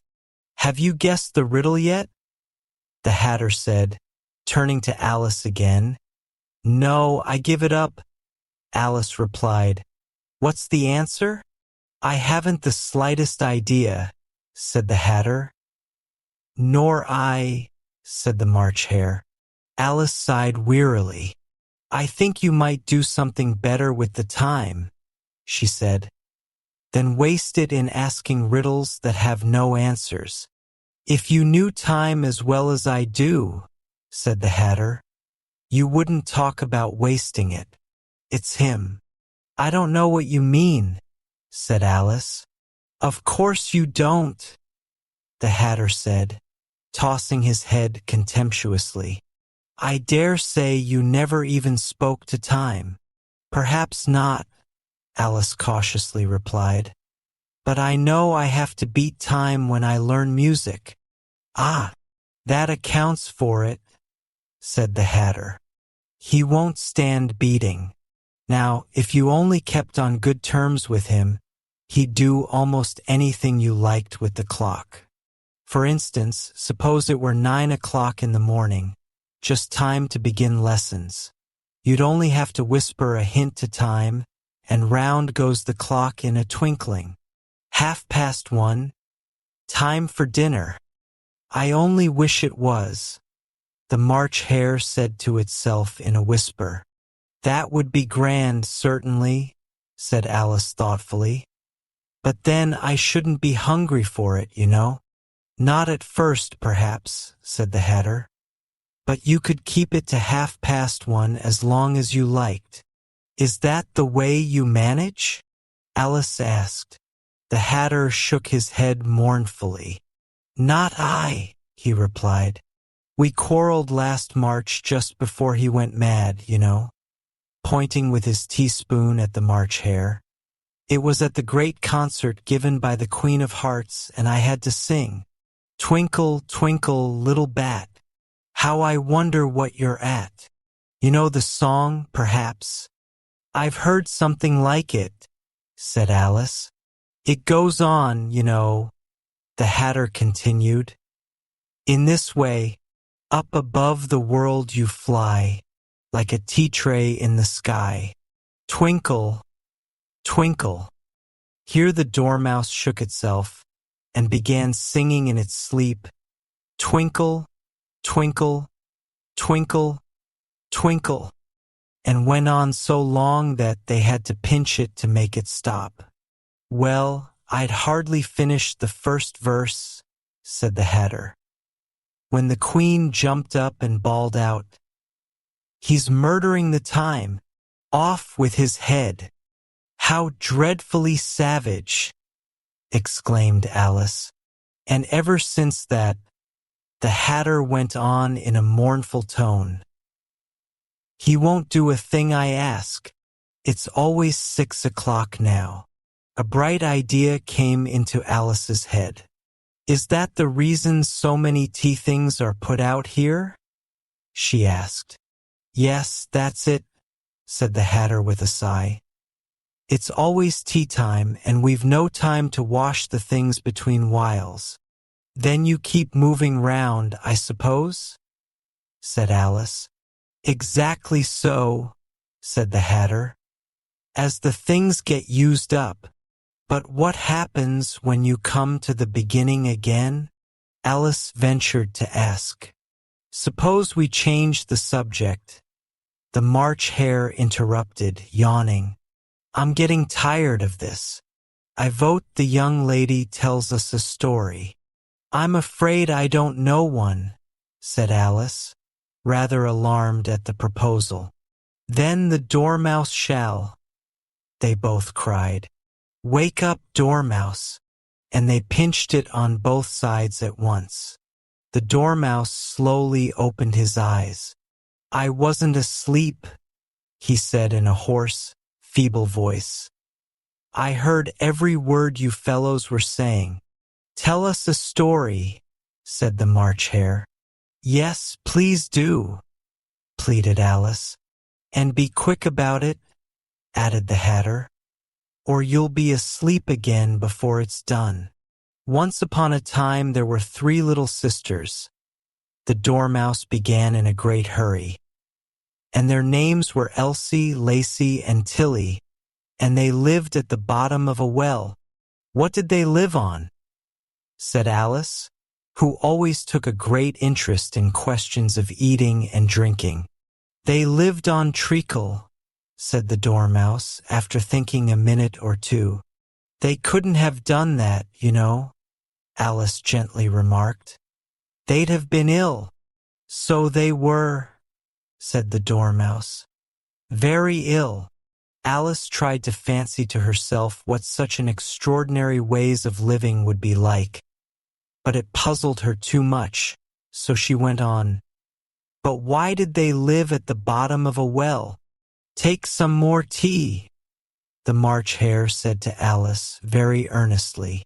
I've had nothing yet, Alice replied in an offended tone. So I can't take more. You mean you can't take less, said the Hatter. It's very easy to take more than nothing. Nobody asked your opinion, said Alice. Who's making personal remarks now? The Hatter asked triumphantly. Alice did not quite know what to say to this, so she helped herself to some tea and bread and butter, and then turned to the Dormouse and repeated her question. Why did they live at the bottom of a well? The Dormouse again took a minute or two to think about it, and then said, "It was a treacle well. There's no such thing." Alice was beginning very angrily, but the Hatter and the March Hare went shoo, shoo, and the Dormouse sulkily remarked, "If you can't be civil, you'd better finish the story for yourself." "No, please go on," Alice said very humbly. "I won't interrupt again. I dare say there may be one." "One indeed," said the Dormouse indignantly. However, he consented to go on. "And so these three little sisters, they were learning to draw, you know." "What did they draw?" said Alice, quite forgetting her promise. "Treacle," said the Dormouse, without considering at all this time. "I want a clean cup," interrupted the Hatter. "Let's all move one place on." He moved on as he spoke, and the Dormouse followed him. The March Hare moved into the Dormouse's place, and Alice rather unwillingly took the place of the March Hare.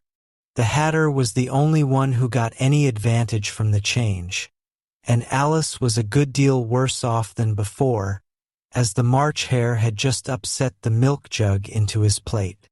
Alice did not wish to offend the Dormouse again, so she began very cautiously. "But I don't understand. Where did they draw the treacle from?" "You can draw water out of a water well," said the Hatter. "So I should think you could draw treacle out of a treacle well, stupid." "But they were in the well," Alice said to the Dormouse, not choosing to notice this last remark. "Of course they were," said the Dormouse. "Well in." This answer so confused poor Alice that she let the Dormouse go on for some time without interrupting it. "They were learning to draw," the Dormouse went on, yawning and rubbing its eyes, for it was getting very sleepy. "And they drew all manner of things, everything that begins with an M." "Why with an M?" said Alice. "Why not?" said the March Hare. Alice was silent. The Dormouse had closed its eyes by this time, and was going off into a doze. But on being pinched by the Hatter, it woke up again with a little shriek, and went on. "That begins with an M, such as mousetraps and the moon and memory and muchness. You know you say things are much of a muchness. Did you ever see such a thing as a drawing of a muchness?" "Really, now you ask me," said Alice, very much confused. "I don't think." "Then you shouldn't talk," said the Hatter. This piece of rudeness was more than Alice could bear. She got up in great disgust and walked off. The Dormouse fell asleep instantly, and neither of the others took the least notice of her going, though she looked back once or twice, half hoping that they would call after her. The last time she saw them, they were trying to put the Dormouse into the teapot. "At any rate, I'll never go there again," said Alice as she picked her way through the wood. "It's the stupidest tea party I ever was at in all my life." Just as she said this, she noticed that one of the trees had a door leading right into it. "That's very curious," she thought, "but everything's curious today. I think I may as well go in at once." And in she went. Once more she found herself in the long hall, and close to the little glass table. "Now I'll manage better this time," she said to herself, and began by taking the little golden key and unlocking the door that led into the garden. Then she went to work nibbling at the mushroom. She had kept a piece of it in her pocket, till she was about a foot high. Then she walked down the little passage, and then she found herself at last in the beautiful garden, among the bright flower beds and the cool fountains. Alice in Wonderland, Chapter 8, The Queen's Croquet Ground. A large rose tree stood near the entrance of the garden. The roses growing on it were white, but there were 3 gardeners at it, busily painting them red. Alice thought this a very curious thing, and she went nearer to watch them, and just as she came up to them, she heard one of them say, "Look out now, 5. Don't go splashing paint over me like that." "I couldn't help it," said 5 in a sulky tone. 7 jogged my elbow, on which 7 looked up and said, "That's right, 5. Always lay the blame on others." "You'd better not talk," said 5. "I heard the Queen say only yesterday you deserved to be beheaded." "What for?" said the one who had spoken first. "That's none of your business, too," said 7. "Yes, it is his business," said 5. "And I'll tell him it was for bringing the cooked tulip roots instead of onions." 7 flung down his brush and had just begun, "Well, of all the unjust things," when his eye chanced to fall upon Alice as she stood watching them, and he checked himself suddenly. The others looked round also, and all of them bowed low. "Would you tell me," said Alice, a little timidly, "why you are painting those roses?" 5 and 7 said nothing, but looked at 2. 2 began in a low voice. "Why, the fact is, you see, miss, this here ought to have been a red rose tree, and we put a white one in by mistake.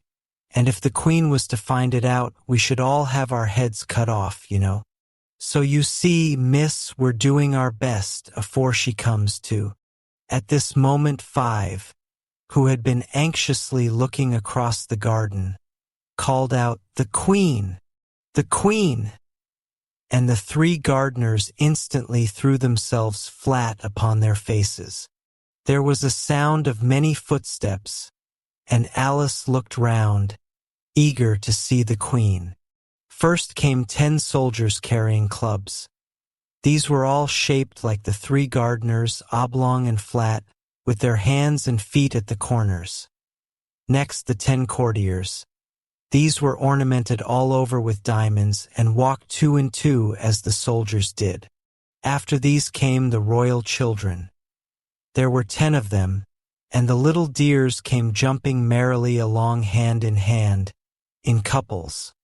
They were all ornamented with hearts. Next came the guests, mostly kings and queens, and among them Alice recognized the White Rabbit. It was talking in a hurried, nervous manner, smiling at everything that was said, and went by without noticing her. Then followed the Knave of Hearts, carrying the king's crown on a crimson velvet cushion. And, last of all this grand procession, came the King and Queen of Hearts.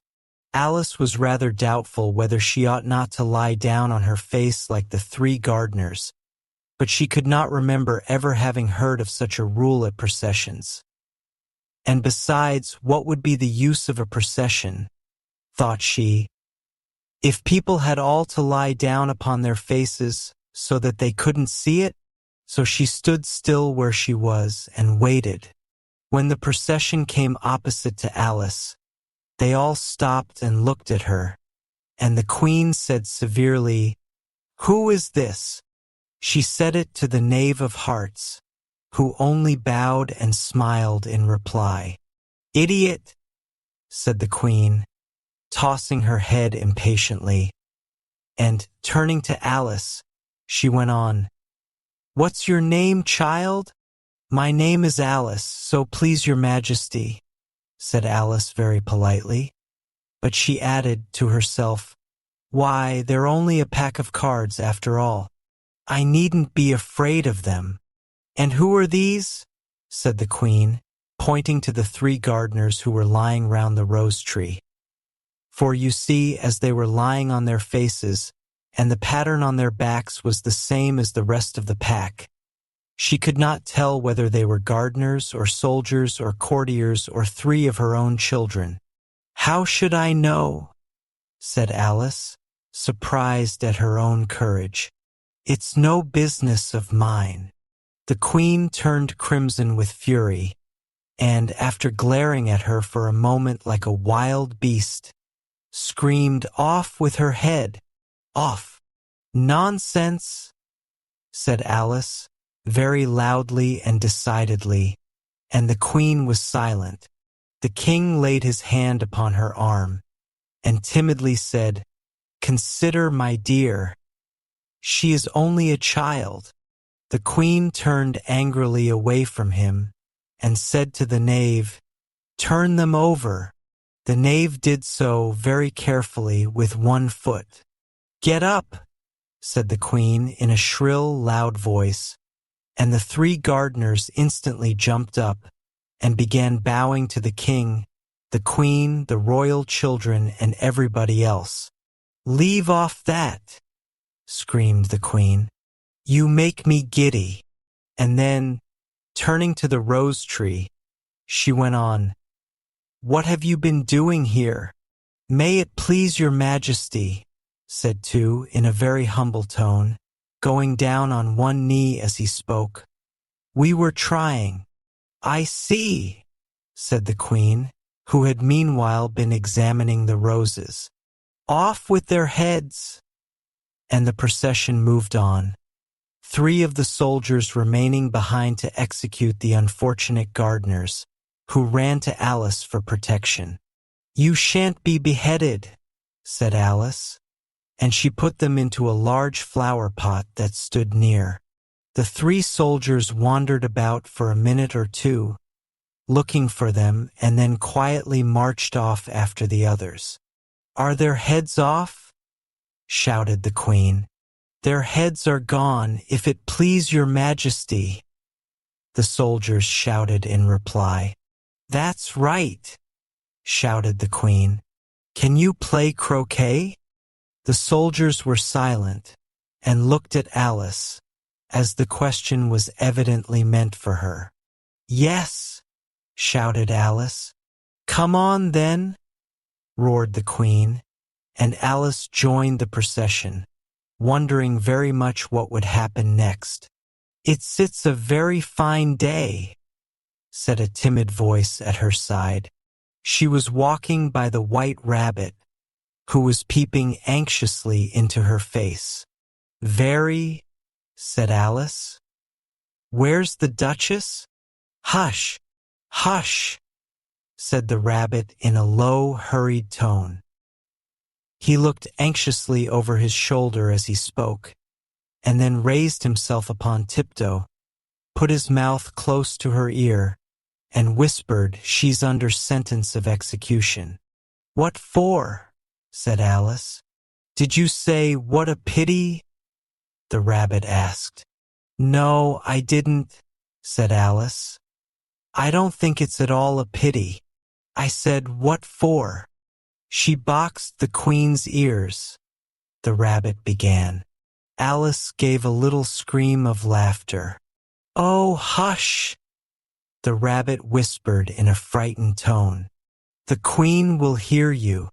You see, she came rather late, and the queen said, 'Get to your places,'" shouted the queen in a voice of thunder, and people began running about in all directions, tumbling up against each other. However, they got settled down in a minute or two, and the game began. Alice thought she had never seen such a curious croquet ground in her life. It was all ridges and furrows. The balls were live hedgehogs, the mallets live flamingos, and the soldiers had to double themselves up and to stand on their hands and feet to make the arches. The chief difficulty Alice found at first was in managing her flamingo. She succeeded in getting its body tucked away comfortably enough under her arm with its legs hanging down, but generally, just as she had got its neck nicely straightened out and was going to give the hedgehog a blow with its head, it would twist itself round and look up in her face with such a puzzled expression that she could not help bursting out laughing.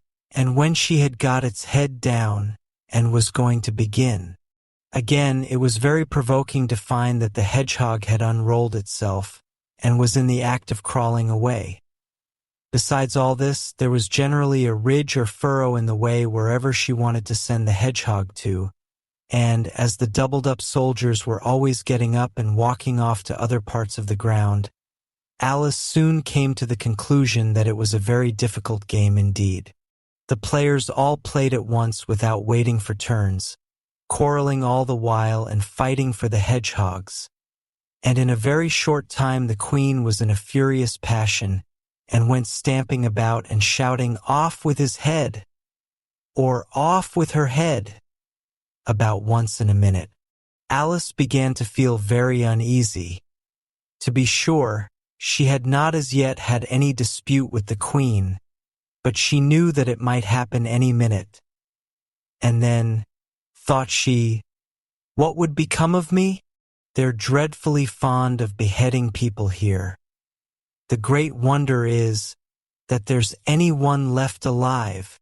She was looking about for some way of escape and wondering whether she could get away without being seen, when she noticed a curious appearance in the air. It puzzled her very much at first, but after watching it a minute or two, she made it out to be a grin, and she said to herself, "It's the Cheshire Cat. Now I shall have somebody to talk to." "How are you getting on?" said the cat, as soon as there was mouth enough for it to speak with. Alice waited till the eyes appeared, and then nodded. "It's no use speaking to it," she thought, "till its ears have come, or at least one of them." In another minute the whole head appeared, and then Alice put down her flamingo, and began an account of the game, feeling very glad she had someone to listen to her. The cat seemed to think that there was enough of it now in sight, and no more of it appeared. "I don't think they play it all fairly," Alice began in rather a complaining tone. "And they all quarrel so dreadfully one can't hear oneself speak, and they don't seem to have any rules in particular. At least if there are, nobody attends to them, and you've no idea how confusing it is all the things being alive. For instance, there's the arch I've got to go through next walking about at the other end of the ground, and I should have croqueted the queen's hedgehog just now, only it ran away. When it saw mine coming." "How do you like the queen?" said the cat in a low voice. "Not at all," said Alice.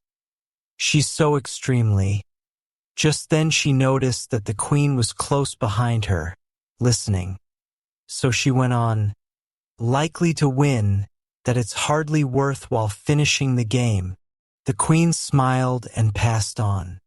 "Who are you talking to?" said the king, going up to Alice, and looking at the cat's head with great curiosity. "It's a friend of mine, a Cheshire cat," said Alice. "Allow me to introduce it." "I don't like the look of it at all," said the king. "However, it may kiss my hand if it likes." "I'd rather not," the cat remarked. "Don't be impertinent," said the king. "And don't look at me like that." He got behind Alice as he spoke. "A cat may look at a king," said Alice.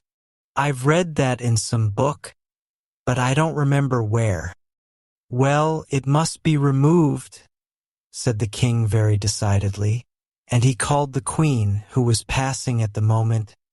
"My dear, I wish you would have this cat removed." The queen had only one way of settling all difficulties, great or small. "Off with his head," she said, without even looking round. "I'll fetch the executioner myself," said the king eagerly, and he hurried off.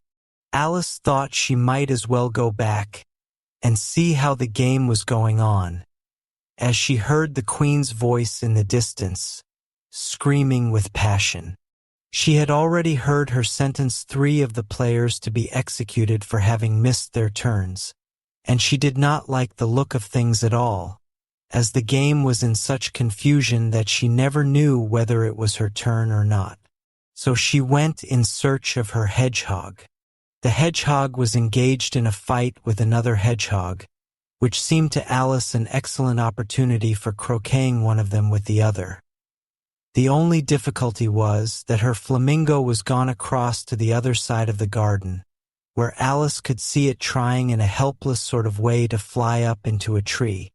By the time she had caught the flamingo and brought it back, the fight was over, and both the hedgehogs were out of sight.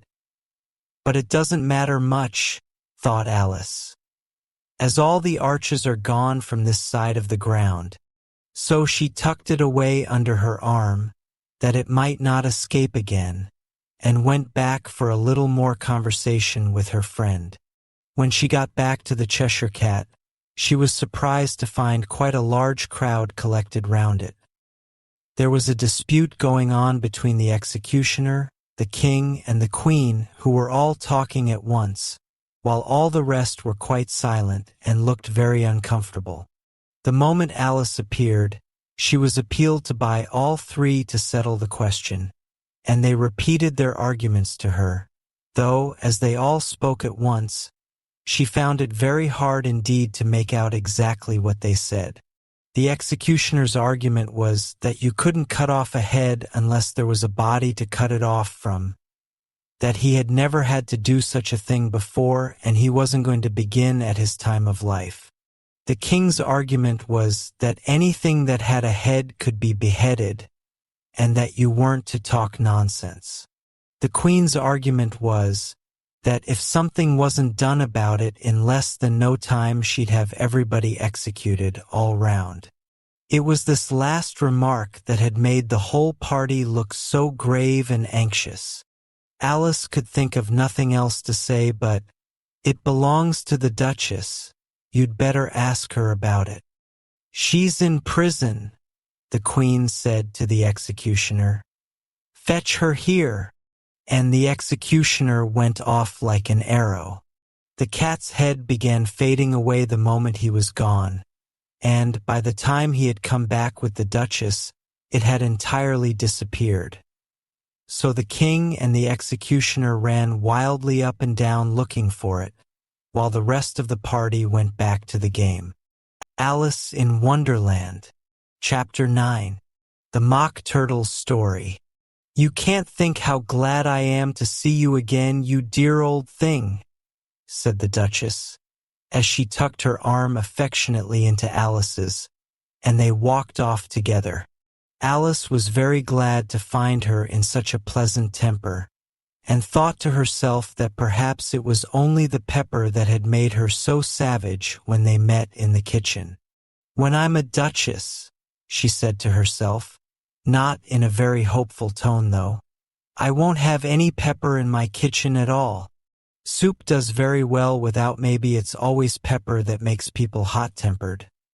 She went on, very much pleased at having found out a new kind of rule, and vinegar that makes them sour and chamomile that makes them bitter and barley sugar and such things that make children sweet-tempered. "I only wish people knew that. Then they wouldn't be so stingy about it, you know."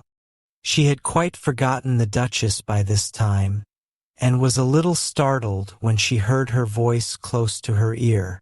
"You're thinking about something, my dear, and that makes you forget to talk. I can't tell you just now what the moral of that is, but I shall remember it in a bit." "Perhaps it hasn't one," Alice ventured to remark. "Tut, tut, child," said the Duchess. "Everything's got a moral, if only you can find it." And she squeezed herself up closer to Alice's side as she spoke. Alice did not much like keeping so close to her. First, because the Duchess was very ugly, and secondly, because she was exactly the right height to rest her chin upon Alice's shoulder, and it was an uncomfortably sharp chin. However, she did not like to be rude, so she bore it as well as she could. "The game's going on rather better now," she said, by way of keeping up the conversation a little. "'Tis so," said the Duchess. "And the moral of that is, oh, 'tis love, that makes the world go round. Somebody said, Alice whispered, that it's done by everybody minding their own business. Ah, well, it means much the same thing, said the Duchess, digging her sharp little chin into Alice's shoulder as she added. And the moral of that is take care of the sense, and the sounds will take care of themselves. How fond she is of finding morals in things. Alice thought to herself, I dare say you're wondering why I don't put my arm round your waist, the Duchess said after a pause. The reason is that I'm doubtful about the temper of your flamingo. Shall I try the experiment? He might bite, Alice cautiously replied, not feeling at all anxious to have the experiment tried. Very true, said the Duchess. Flamingos and mustard both bite, and the moral of that is, birds of a feather flock together. Only mustard isn't a bird, Alice remarked. Right, as usual, said the Duchess. What a clear way you have of putting things. It's a mineral, I think, said Alice. Of course it is, said the Duchess, who seemed ready to agree to everything that Alice said. There's a large mustard mine near here, and the moral of that is, the more there is of mine, the less there is of yours. Oh, I know, exclaimed Alice, who had not attended to this last remark. It's a vegetable. It doesn't look like one, but it is. I quite agree with you, said the Duchess. And the moral of that is, be what you would seem to be, or if you'd like it put more simply, never imagine yourself not to be otherwise than what it might appear to others that what you were or might have been was not otherwise than what you had been would have appeared to them to be otherwise. I think I should understand that better, Alice said very politely, if I had it written down, but I can't quite follow it as you say it. That's nothing to what I could say if I chose, the Duchess replied in a pleased tone. Pray don't trouble yourself to say it any longer than that, said Alice. Oh, don't talk about trouble, said the Duchess. I make you a present of everything I've said as yet. A cheap sort of present, thought Alice. I'm glad they don't give birthday presents like that. But she did not venture to say it out loud. Thinking again? The Duchess asked, with another dig of her sharp little chin. I've a right to think, said Alice sharply, for she was beginning to feel a little worried. Just about as much right, said the Duchess, as pigs have to fly, and the M. But here, to Alice's great surprise, the Duchess's voice died away, even in the middle of her favorite word moral, and the arm that was linked into hers began to tremble. Alice looked up, and there stood the Queen in front of them, with her arms folded, frowning like a thunderstorm. A fine day, Your Majesty, the Duchess began in a low, weak voice. Now I give you fair warning, shouted the Queen, stamping on the ground as she spoke. Either you or your head must be off, and that in about half no time. Take your choice. The Duchess took her choice and was gone in a moment.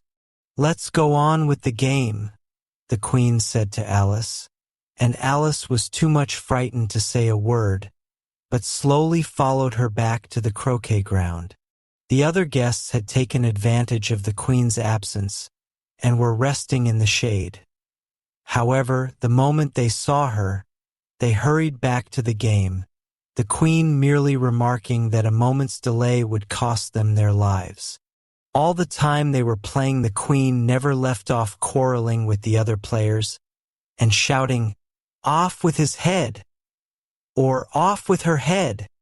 Those whom she sentenced were taken into custody by the soldiers, who of course had to leave off being arches to do this, so that by the end of half an hour or so there were no arches left, and all the players, except the king, the queen, and Alice, were in custody and under sentence of execution. Then the queen left off, quite out of breath, and said to Alice, "Have you seen the mock turtle yet?" "No," said Alice.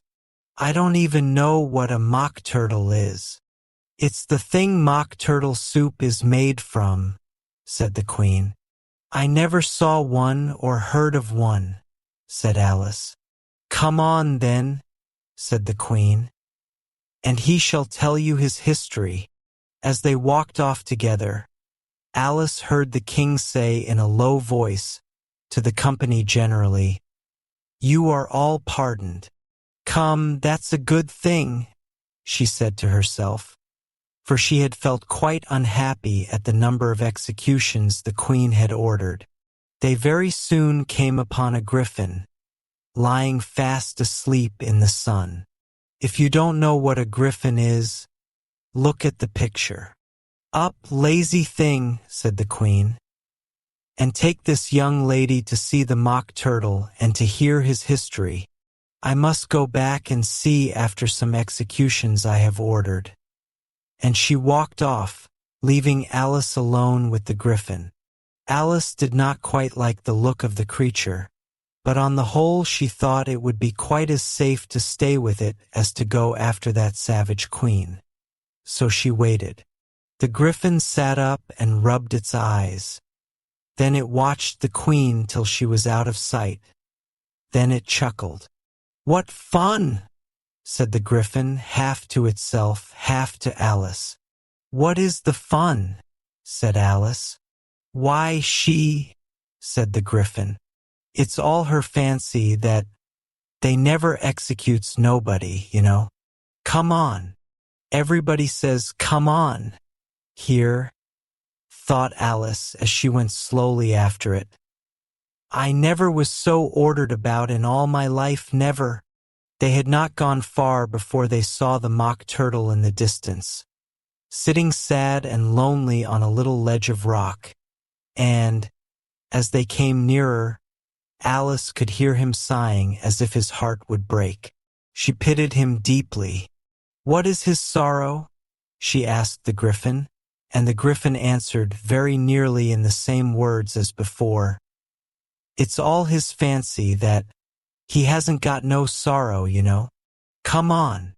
So they went up to the mock turtle, who looked at them with large eyes full of tears, but said nothing. "This here young lady," said the griffin, "she wants for to know your history, she do." "I'll tell it her," said the mock turtle in a deep, hollow tone. "Sit down, both of you, and don't speak a word till I've finished." So they sat down, and nobody spoke for some minutes. Alice thought to herself, "I don't see how he can ever finish if he doesn't begin." But she waited patiently. "Once," said the mock turtle at last, with a deep sigh, "I was a real turtle." These words were followed by a very long silence, broken only by an occasional exclamation from the griffin, and the constant heavy sobbing of the mock turtle. Alice was very nearly getting up and saying, "Thank you, sir, for your interesting story," but she could not help thinking there must be more to come, so she sat still and said nothing. "When we were little," the mock turtle went on at last, more calmly, though still sobbing a little now and then, "we went to school in the sea. The master was an old turtle. We used to call him Tortoise." "Why did you call him Tortoise, if he wasn't one?" Alice asked. "We called him Tortoise because he taught us," said the mock turtle angrily. "Really, you are very dull. You ought to be ashamed of yourself for asking such a simple question," added the griffin. And then they both sat silent and looked at poor Alice, who felt ready to sink into the earth. At last the griffin said to the mock turtle, "Drive on, old fellow. Don't be all day about it." And he went on in these words, "Yes, we went to school in the sea, though you mayn't believe it." "I never said I didn't," interrupted Alice. "You did," said the Mock Turtle. "Hold your tongue," added the Gryphon. Before Alice could speak again, the Mock Turtle went on. "We had the best of educations, in fact. We went to school every day." "I've been to a day school, too," said Alice. "You needn't be so proud as all that." "With extras?" asked the Mock Turtle a little anxiously. "Yes," said Alice. "We learned French and music." "And washing?" said the Mock Turtle. "Certainly not," said Alice indignantly. "Ah, then yours wasn't a really good school," said the Mock Turtle in a tone of great relief. Now at ours they had at the end of the bill, French, music, and washing extra. "You couldn't have wanted it much," said Alice. "Living at the bottom of the sea, I couldn't afford to learn it," said the Mock Turtle with a sigh. "I only took the regular course." "What was that?" inquired Alice. "Reeling and writhing, of course, to begin with," the Mock Turtle replied. "And then the different branches of arithmetic: ambition, distraction, uglification, and derision." "I never heard of uglification," Alice ventured to say. "What is it?" The Gryphon lifted up both its paws in surprise. "What? Never heard of uglifying?" it exclaimed. "You know what to beautify is, I suppose?" "Yes," said Alice doubtfully. "It means to make anything prettier." "Well, then," the Gryphon went on, "if you don't know what to uglify is, you are a simpleton." Alice did not feel encouraged to ask any more questions about it, so she turned to the Mock Turtle and said, "What else had you to learn?" "Well, there was mystery," the Mock Turtle replied, counting off the subjects on his flappers. "Mystery, ancient and modern, with seaography. Then drawling. The drawling master was an old conger eel that used to come once a week. He taught us drawling, stretching, and fainting in coils." "What was that like?" said Alice. "Well, I can't show it you myself," the Mock Turtle said. "I'm too stiff, and the Gryphon never learnt it." "Hadn't time," said the Gryphon. "I went to the classics master, though. He was an old crab, he was." "I never went to him," the Mock Turtle said with a sigh. "He taught laughing and grief, they used to say." So he did," said the Gryphon, sighing in his turn. And both creatures hid their faces in their paws. "And how many hours a day did you do lessons?" said Alice, in a hurry to change the subject. 10 hours the first day," said the Mock Turtle. 9 the next, and so on." "What a curious plan!" exclaimed Alice. "That's the reason they're called lessons," the Gryphon remarked. "Because they lessen from day to day." This was quite a new idea to Alice, and she thought it over a little before she made her next remark. "Then the 11th day must have been a holiday?" "Of course it was," said the Mock Turtle. "And how did you manage on the 12th? Alice went on eagerly. "That's enough about lessons," the Gryphon interrupted in a very decided tone. "Tell her something about the games now." Alice in Wonderland, Chapter 10. The Lobster Quadrille. The Mock Turtle sighed deeply and drew the back of one flapper across his eyes. He looked at Alice and tried to speak, but for a minute or two sobs choked his voice. "Same as if he had a bone in his throat," said the Gryphon, and it set to work shaking him and punching him in the back. At last the Mock Turtle recovered his voice, and, with tears running down his cheeks, he went on again. "You may not have lived much under the sea." "I haven't," said Alice. "And perhaps you were never even introduced to a lobster."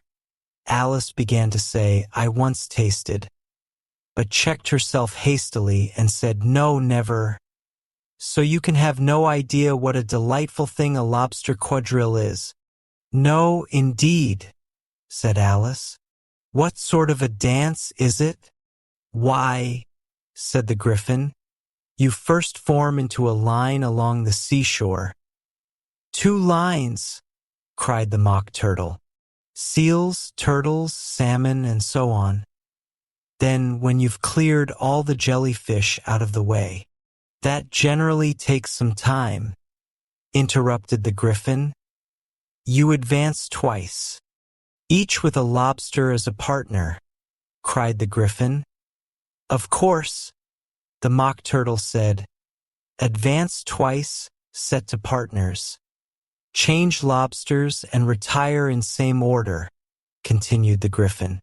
"Then, the Mock Turtle went on, you throw the lobsters," shouted the Gryphon, with a bound into the air, "as far out to sea as you can." "Swim after them," screamed the Gryphon. "Turn a somersault in the sea," cried the Mock Turtle, capering wildly about. "Change lobsters again," yelled the Gryphon at the top of its voice. "Back to land again, and that's all the first figure," said the Mock Turtle, suddenly dropping his voice. And the two creatures, who had been jumping about like mad things all this time, sat down again very sadly and quietly, and looked at Alice. "It must be a very pretty dance," said Alice timidly. "Would you like to see a little of it?" said the Mock Turtle. "Very much indeed," said Alice. "Come, let's try the first figure," said the Mock Turtle to the Gryphon. "We can do without lobsters, Which shall sing?" "Oh, you sing," said the Gryphon. "I've forgotten the words." So they began solemnly dancing round and round Alice, every now and then treading on her toes when they passed too close, and waving their forepaws to mark the time, while the Mock Turtle sang this very slowly and sadly. "Will you walk a little faster?" said a whiting to a snail. "There's a porpoise close behind us, and he's treading on my tail. See how eagerly the lobsters and the turtles all advance. They are waiting on the shingle. Will you come and join the dance? Will you, won't you, will you, won't you, will you join the dance? Will you, won't you, will you, won't you join the dance? You can really have no notion how delightful it will be when they take us up and throw us with the lobsters out to sea." But the snail replied, "Too far, too far," and gave a look askance, said he thanked the whiting kindly, but he would not join the dance. Would not, could not, would not, could not, would not join the dance. Would not, could not, would not, could not join the dance. "What matters it how far we go?" his scaly friend replied. "There is another shore, upon the other side. The further off from England the nearer is to France. Then turn not pale, beloved snail, but come and join the dance. Will you, won't you, will you, won't you join the dance? Will you, won't you, will you, won't you join the dance?" "Thank you. It's a very interesting dance to watch," said Alice, feeling very glad that it was over at last. "And I do so like that curious song about the whiting." "Oh, as to the whiting," said the Mock Turtle, "they've seen them, of course?"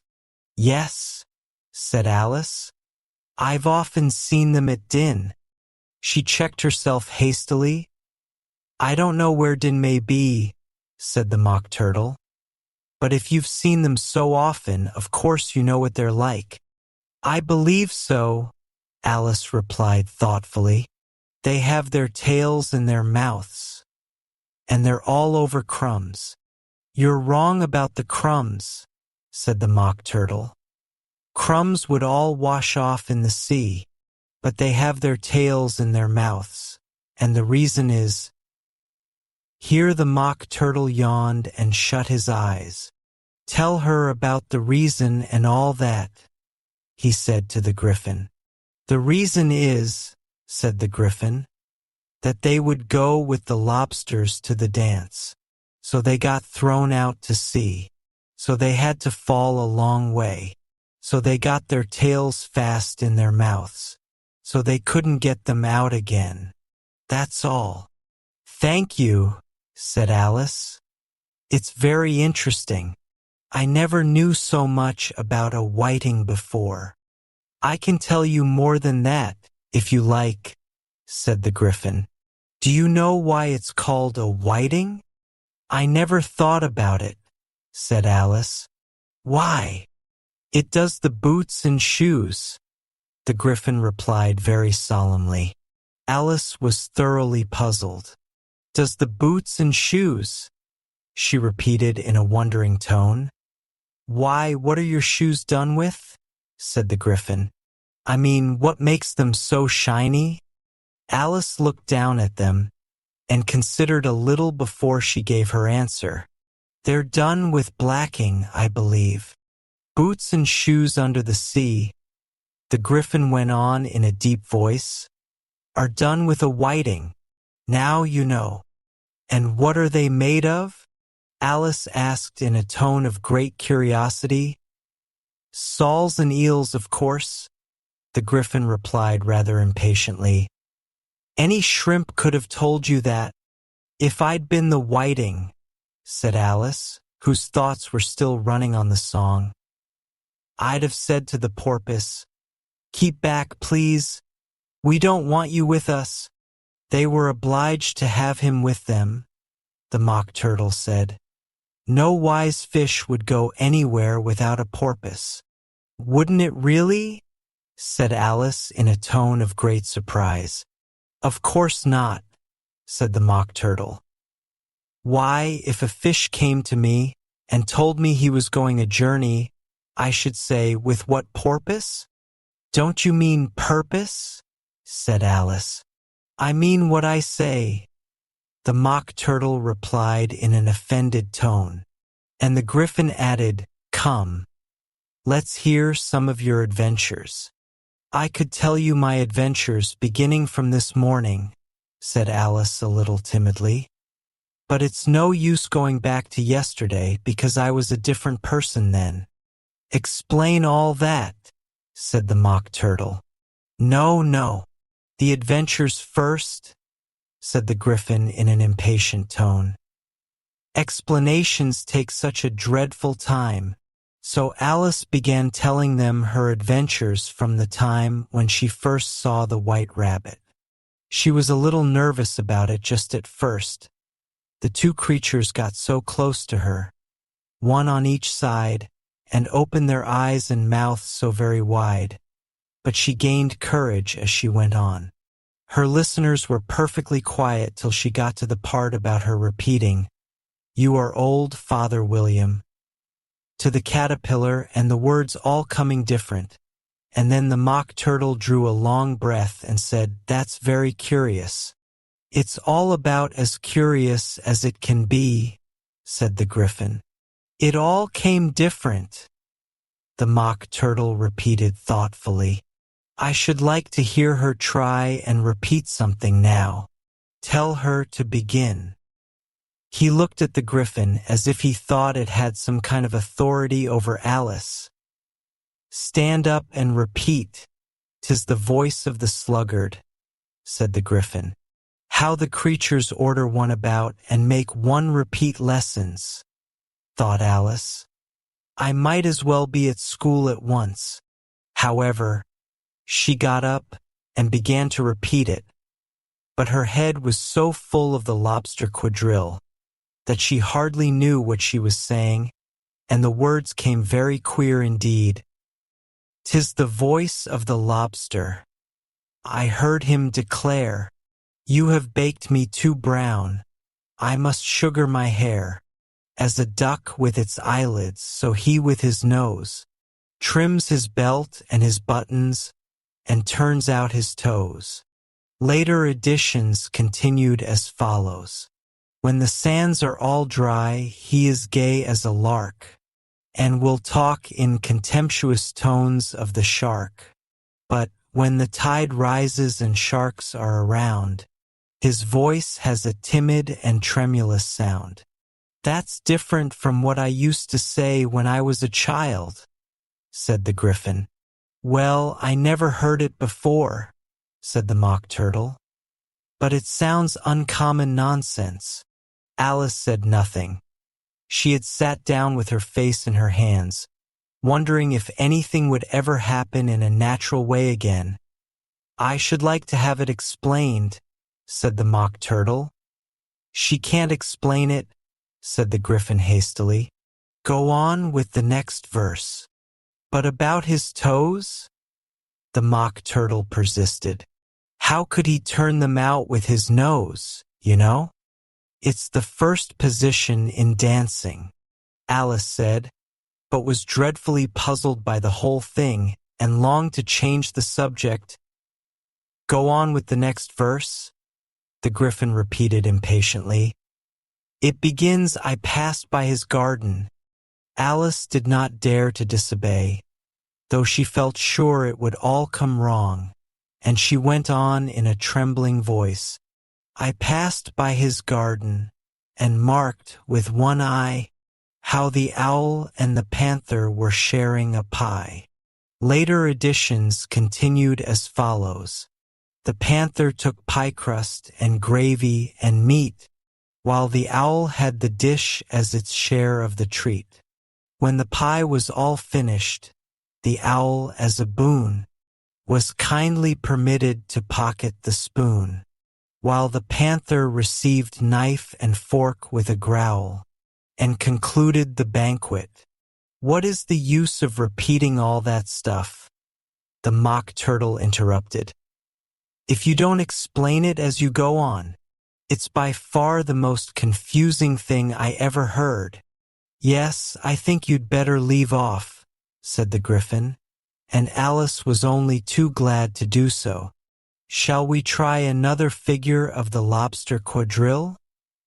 the Gryphon went on. "Or would you like the Mock Turtle to sing you a song?" "Oh, a song, please, if the Mock Turtle would be so kind," Alice replied, so eagerly that the Gryphon said, in a rather offended tone, "Hum! No accounting for tastes. Sing her turtle soup. Will you, old fellow?" The Mock Turtle sighed deeply, and began, in a voice sometimes choked with sobs, to sing this beautiful soup, so rich and green, waiting in a hot tureen. Who for such dainties would not stoop? Soup of the evening, beautiful soup. Soup of the evening, beautiful soup. Beautiful soup, beautiful soup. Soup of the evening, beautiful, beautiful soup. Beautiful soup. Who cares for fish, game, or any other dish? Who would not give all else for two? Pennyworth only of beautiful soup? Pennyworth only of beautiful soup? Beautiful soup, beautiful soup. Soup of the evening, beautiful, beautiful soup. "Chorus again!" cried the Gryphon, and the Mock Turtle had just begun to repeat it when a cry of "The trial's beginning" was heard in the distance. "Come on!" cried the Gryphon, and, taking Alice by the hand, it hurried off without waiting for the end of the song. "What trial is it?" Alice panted as she ran, but the Gryphon only answered, "Come on," and ran the faster, while more and more faintly came, carried on the breeze that followed them, the melancholy words, "Soup of the evening, beautiful, beautiful soup." Alice in Wonderland, Chapter 11. Who stole the tarts? The King and Queen of Hearts were seated on their throne when they arrived, with a great crowd assembled about them, all sorts of little birds and beasts, as well as the whole pack of cards.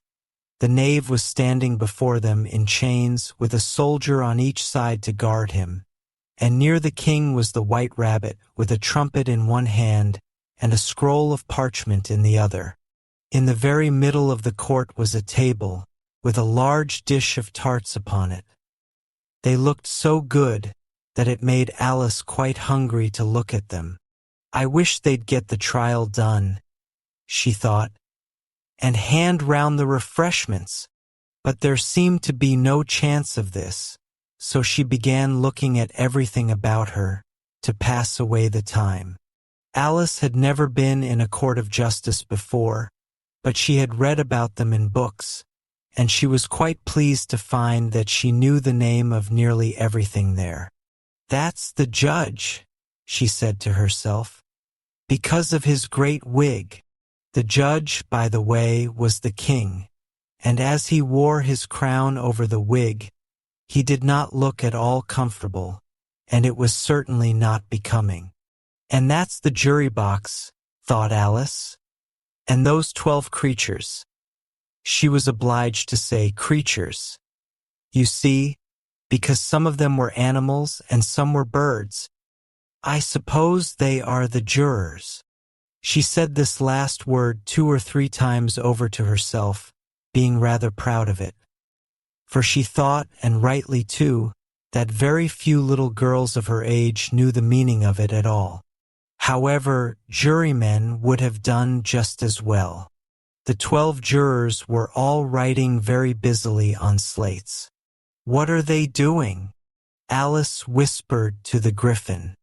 "They can't have anything to put down yet, before the trial's begun." "They're putting down their names," the Griffin whispered in reply, "for fear they should forget them before the end of the trial. Stupid things." Alice began in a loud, indignant voice, but she stopped hastily, for the white rabbit cried out, "Silence in the court!" And the king put on his spectacles and looked anxiously round to make out who was talking. Alice could see, as well as if she were looking over their shoulders, that all the jurors were writing down "stupid things" on their slates, and she could even make out that one of them didn't know how to spell stupid, and that he had to ask his neighbor to tell him. "A nice muddle their slates'll be in before the trial's over," thought Alice. One of the jurors had a pencil that squeaked. This, of course, Alice could not stand, and she went round the court and got behind him, and very soon found an opportunity of taking it away.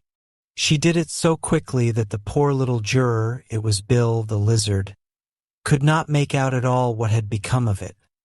So, after hunting all about for it, he was obliged to write with one finger for the rest of the day, and this was of very little use, as it left no mark on the slate. "Harold, read the accusation," said the king. On this the white rabbit blew 3 blasts on the trumpet, and then unrolled the parchment scroll and read as follows. "The Queen of Hearts, she made some tarts, all on a summer day. The Knave of Hearts, he stole those tarts, and took them quite away. Consider your verdict," the king said to the jury. "Not yet, not yet," the rabbit hastily interrupted. "There's a great deal to come before that." "Call the first witness," said the king, and the white rabbit blew 3 blasts on the trumpet and called out, "First witness." The first witness was the Hatter. He came in with a teacup in one hand and a piece of bread and butter in the other. "I beg pardon, Your Majesty," he began, "for bringing these in, but I hadn't quite finished my tea when I was sent for." You ought to have finished, said the king. When did you begin? The Hatter looked at the March Hare, who had followed him into the court, arm in arm with the Dormouse. 14th of March, I think it was, he said. 15th, said the March Hare. 16th, added the Dormouse.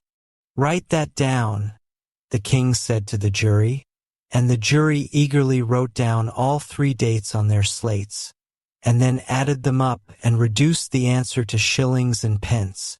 Take off your hat, the king said to the Hatter. It isn't mine, said the Hatter. Stolen, the king exclaimed, turning to the jury, who instantly made a memorandum of the fact. I keep them to sell, the Hatter added as an explanation. I've none of my own. I'm a Hatter. Here the Queen put on her spectacles and began staring at the Hatter, who turned pale and fidgeted. Give your evidence, said the king. And don't be nervous or I'll have you executed on the spot. This did not seem to encourage the witness at all. He kept shifting from one foot to the other, looking uneasily at the Queen, and in his confusion he bit a large piece out of his teacup instead of the bread and butter. Just at this moment Alice felt a very curious sensation, which puzzled her a good deal until she made out what it was. She was beginning to grow larger again, and she thought at first she would get up and leave the court. But on second thoughts she decided to remain where she was as long as there was room for her. I wish you wouldn't squeeze so, said the Dormouse, who was sitting next to her. I can hardly breathe. I can't help it, said Alice very meekly.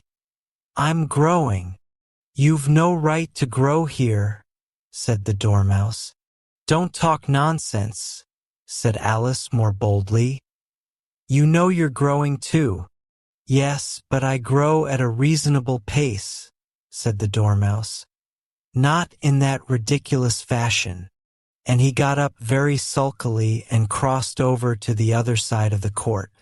All this time the Queen had never left off staring at the Hatter, and, just as the Dormouse crossed the court, she said to one of the officers of the court, Bring me the list of the singers in the last concert, on which the wretched Hatter trembled so that he shook both his shoes off. Give your evidence, the king repeated angrily, or I'll have you executed, whether you're nervous or not. I'm a poor man, your majesty, the Hatter began in a trembling voice, and I hadn't begun my tea, not above a week or so, and what with the bread and butter getting so thin, and the twinkling of the tea. The twinkling of the what? Said the king. It began with the tea, the Hatter replied.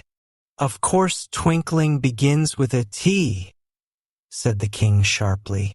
Do you take me for a dunce? Go on. I'm a poor man, the Hatter went on. And most things twinkled after that, only the March Hare said, I didn't. The March Hare interrupted in a great hurry. You did, said the Hatter. I deny it, said the March Hare. He denies it, said the king. Leave out that part. Well, at any rate, the Dormouse said. The Hatter went on, looking anxiously round to see if he would deny it too. But the Dormouse denied nothing, being fast asleep. After that, continued the Hatter, I cut some more bread and butter. But what did the Dormouse say? One of the jury asked. That I can't remember, said the Hatter.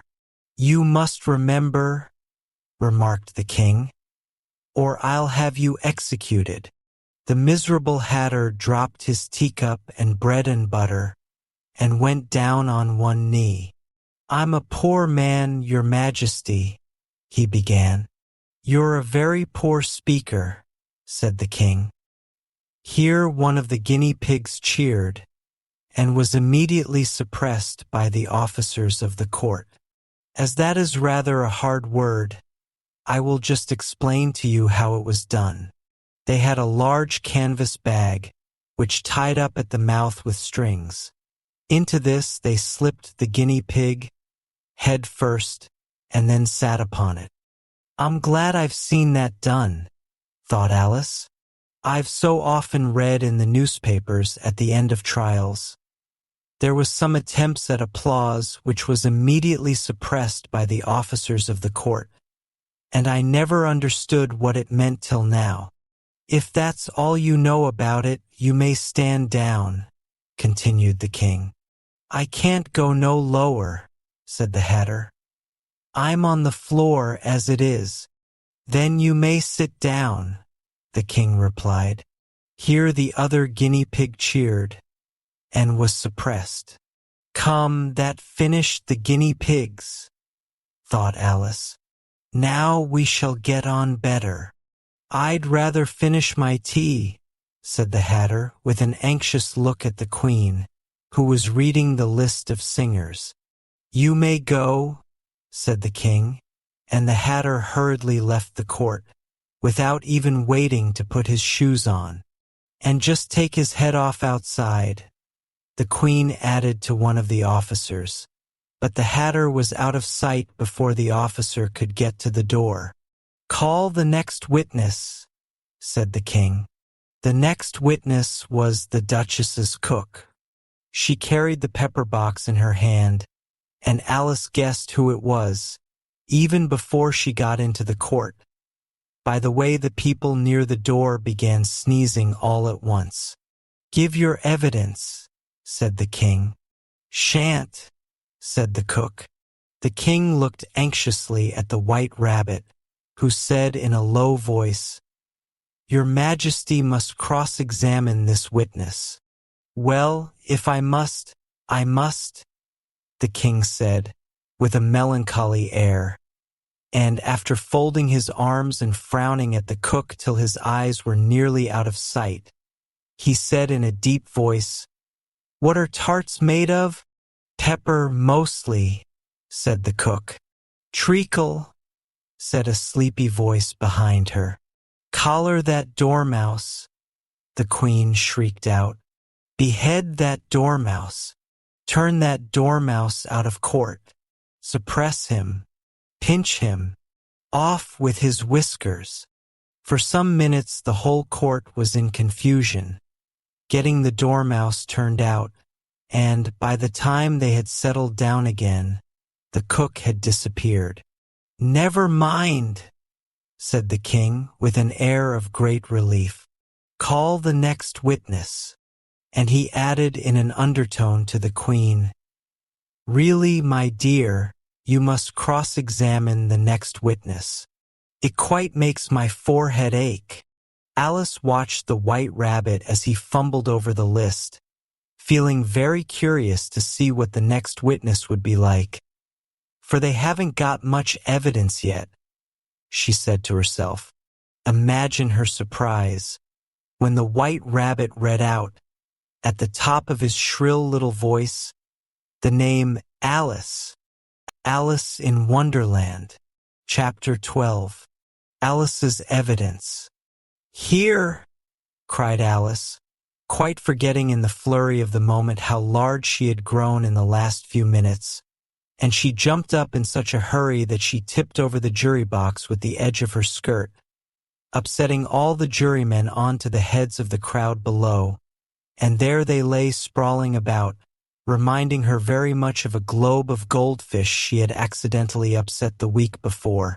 Oh, I beg your pardon, she exclaimed in a tone of great dismay, and began picking them up again as quickly as she could, for the accident of the goldfish kept running in her head, and she had a vague sort of idea that they must be collected at once and put back into the jury box or they would die. The trial cannot proceed, said the king in a very grave voice, until all the jurymen are back in their proper places, all. He repeated with great emphasis, looking hard at Alice as he said so. Alice looked at the jury box and saw that, in her haste, she had put the lizard in head downwards, and the poor little thing was waving its tail about in a melancholy way, being quite unable to move. She soon got it out again and put it right. Not that it signifies much, she said to herself. I should think it would be quite as much use in the trial one way up as the other. As soon as the jury had a little recovered from the shock of being upset, and their slates and pencils had been found and handed back to them, they set to work very diligently to write out a history of the accident, all except the lizard, who seemed too much overcome to do anything but sit with its mouth open, gazing up into the roof of the court. "What do you know about this business?" the king said to Alice. "Nothing," said Alice. "Nothing whatever?" persisted the king. "Nothing whatever," said Alice. "That's very important," the king said, turning to the jury. They were just beginning to write this down on their slates, when the White Rabbit interrupted. "Unimportant, Your Majesty means, of course?" he said in a very respectful tone, but frowning and making faces at him as he spoke. "Unimportant, of course, I meant," the king hastily said, and went on to himself in an undertone, "important, unimportant, unimportant, important," as if he were trying which word sounded best. Some of the jury wrote it down important, and some unimportant. Alice could see this, as she was near enough to look over their slates. "But it doesn't matter a bit," she thought to herself. At this moment the king, who had been for some time busily writing in his notebook, cackled out "Silence," and read out from his book, Rule 42. All persons more than a mile high to leave the court. Everybody looked at Alice. "I'm not a mile high," said Alice. "You are," said the king. "Nearly 2 miles high," added the queen. "Well, I shan't go at any rate," said Alice. "Besides, that's not a regular rule. You invented it just now." "It's the oldest rule in the book," said the king. "Then it ought to be number 1, said Alice. The king turned pale and shut his notebook hastily. "Consider your verdict," he said to the jury in a low, trembling voice. "There's more evidence to come yet, please your majesty," said the White Rabbit, jumping up in a great hurry. "This paper has just been picked up." "What's in it?" said the queen. "I haven't opened it yet," said the White Rabbit. "But it seems to be a letter written by the prisoner to somebody." "It must have been that," said the king. "Unless it was written to nobody, which isn't usual, you know." "Who is it directed to?" said one of the jurymen. "It isn't directed at all," said the White Rabbit. "In fact, there's nothing written on the outside." He unfolded the paper as he spoke, and added, "It isn't a letter after all. It's a set of verses." "Are they in the prisoner's handwriting?" asked another of the jurymen. "No, they're not," said the White Rabbit. "And that's the queerest thing about it." The jury all looked puzzled. "He must have imitated somebody else's hand," said the king. The jury all brightened up again. "Please your majesty," said the knave. "I didn't write it, and they can't prove I did. There's no name signed at the end." "If you didn't sign it," said the king, "that only makes the matter worse. You must have meant some mischief, or else you'd have signed your name like an honest man." There was a general clapping of hands at this. It was the first really clever thing the king had said that day. "That proves his guilt," said the queen. "It proves nothing of the sort," said Alice. "Why, you don't even know what they're about. Read them," said the king. The White Rabbit put on his spectacles. "Where shall I begin, please your majesty?" he asked. "Begin at the beginning," the king said gravely, "and go on till you come to the end. Then stop." These were the verses the White Rabbit read. "They told me you had been to her, and mentioned me to him. She gave me a good character, but said I could not swim. He sent them word I had not gone. We know it to be true. If she should push the matter on, what would become of you? I gave her 1, they gave him 2. You gave us 3 or more. They all returned from him to you, though they were mine before. If I or she should chance to be involved in this affair, he trusts to you to set them free, exactly as we were. My notion was that you had been, before she had this fit, an obstacle that came between him and ourselves and it. Don't let him know she liked them best, for this must ever be a secret kept from all the rest, between yourself and me. That's the most important piece of evidence we've heard yet," said the king, rubbing his hands. "So now let the jury. If any one of them can explain it," said Alice. She had grown so large in the last few minutes that she wasn't a bit afraid of interrupting him. "I'll give him 6pence. I don't believe there's an atom of meaning in it." The jury all wrote down on their slates, "She doesn't believe there's an atom of meaning in it." But none of them attempted to explain the paper. "If there's no meaning in it," said the king, "that saves a world of trouble, you know, as we needn't try to find any. And yet I don't know," he went on, spreading out the verses on his knee and looking at them with one eye. "I seem to see some meaning in them after all. Said I could not swim. You can't swim, can you?" he added, turning to the knave. The knave shook his head sadly. "Do I look like it?" he said, which he certainly did not, being made entirely of cardboard. "All right so far," said the king, and he went on muttering over the verses to himself. "We know it to be true. That's the jury, of course. I gave her 1, they gave him 2. Why, that must be what he did with the tarts, you know. But it goes on, they all returned from him to you," said Alice. "Why, there they are," said the king triumphantly, pointing to the tarts on the table. "Nothing can be clearer than that. Then again, before she had this fit, you never had fits, my dear, I think?" he said to the queen. "Never," said the queen furiously, throwing an inkstand at the lizard as she spoke.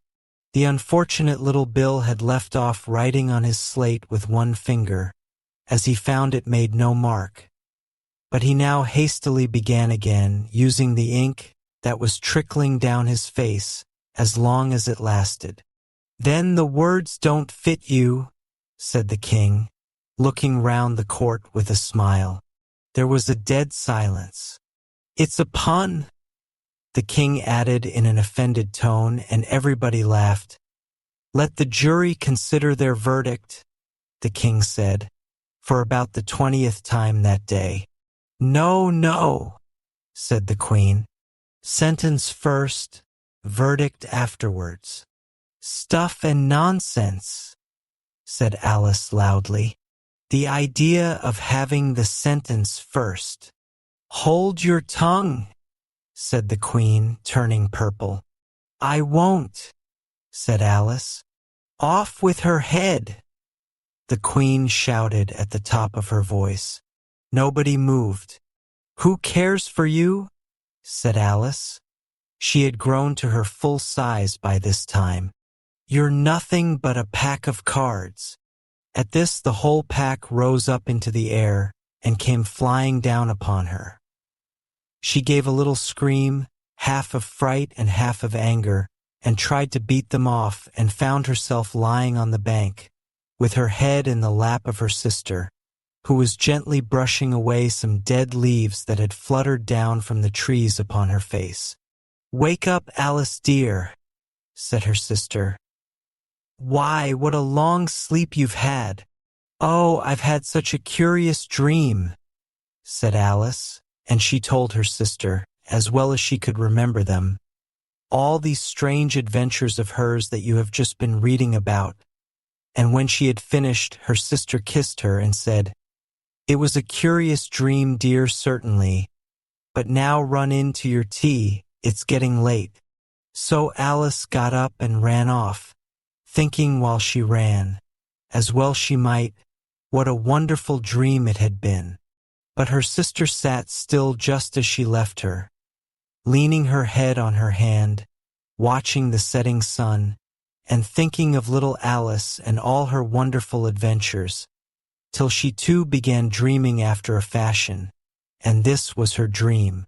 First, she dreamed of little Alice herself, and once again the tiny hands were clasped upon her knee, and the bright, eager eyes were looking up into hers. She could hear the very tones of her voice, and see that queer little toss of her head to keep back the wandering hair that would always get into her eyes, and still as she listened, or seemed to listen, the whole place around her became alive with the strange creatures of her little sister's dream. The long grass rustled at her feet as the white rabbit hurried by. The frightened mouse splashed his way through the neighboring pool. She could hear the rattle of the teacups, as the March Hare and his friends shared their never-ending meal, and the shrill voice of the Queen ordering off her unfortunate guests to execution. Once more the pig baby was sneezing on the Duchess's knee, while plates and dishes crashed around it. Once more the shriek of the griffin, the squeaking of the lizards, slate pencil, and the choking of the suppressed guinea pigs filled the air, mixed up with the distant sobs of the miserable mock turtle. So she sat on, with closed eyes, and half believed herself in Wonderland, though she knew she had but to open them again, and all would change to dull reality. The grass would be only rustling in the wind, and the pool rippling to the waving of the reeds. The rattling teacups would change to tinkling sheep bells, and the Queen's shrill cries to the voice of the shepherd boy, and the sneeze of the baby, the shriek of the griffin, and all the other queer noises would change, she knew, to the confused clamor of the busy farmyard, while the lowing of the cattle in the distance would take the place of the mock turtle's heavy sobs. Lastly, she pictured to herself how this same little sister of hers would, in the aftertime, be herself a grown woman, and how she would keep, through all her riper years, the simple and loving heart of her childhood, and how she would gather about her other little children, and make their eyes bright and eager with many a strange tale, perhaps even with the dream of Wonderland of long ago, and how she would feel with all their simple sorrows, and find a pleasure in all their simple joys, remembering her own child life and the happy summer days.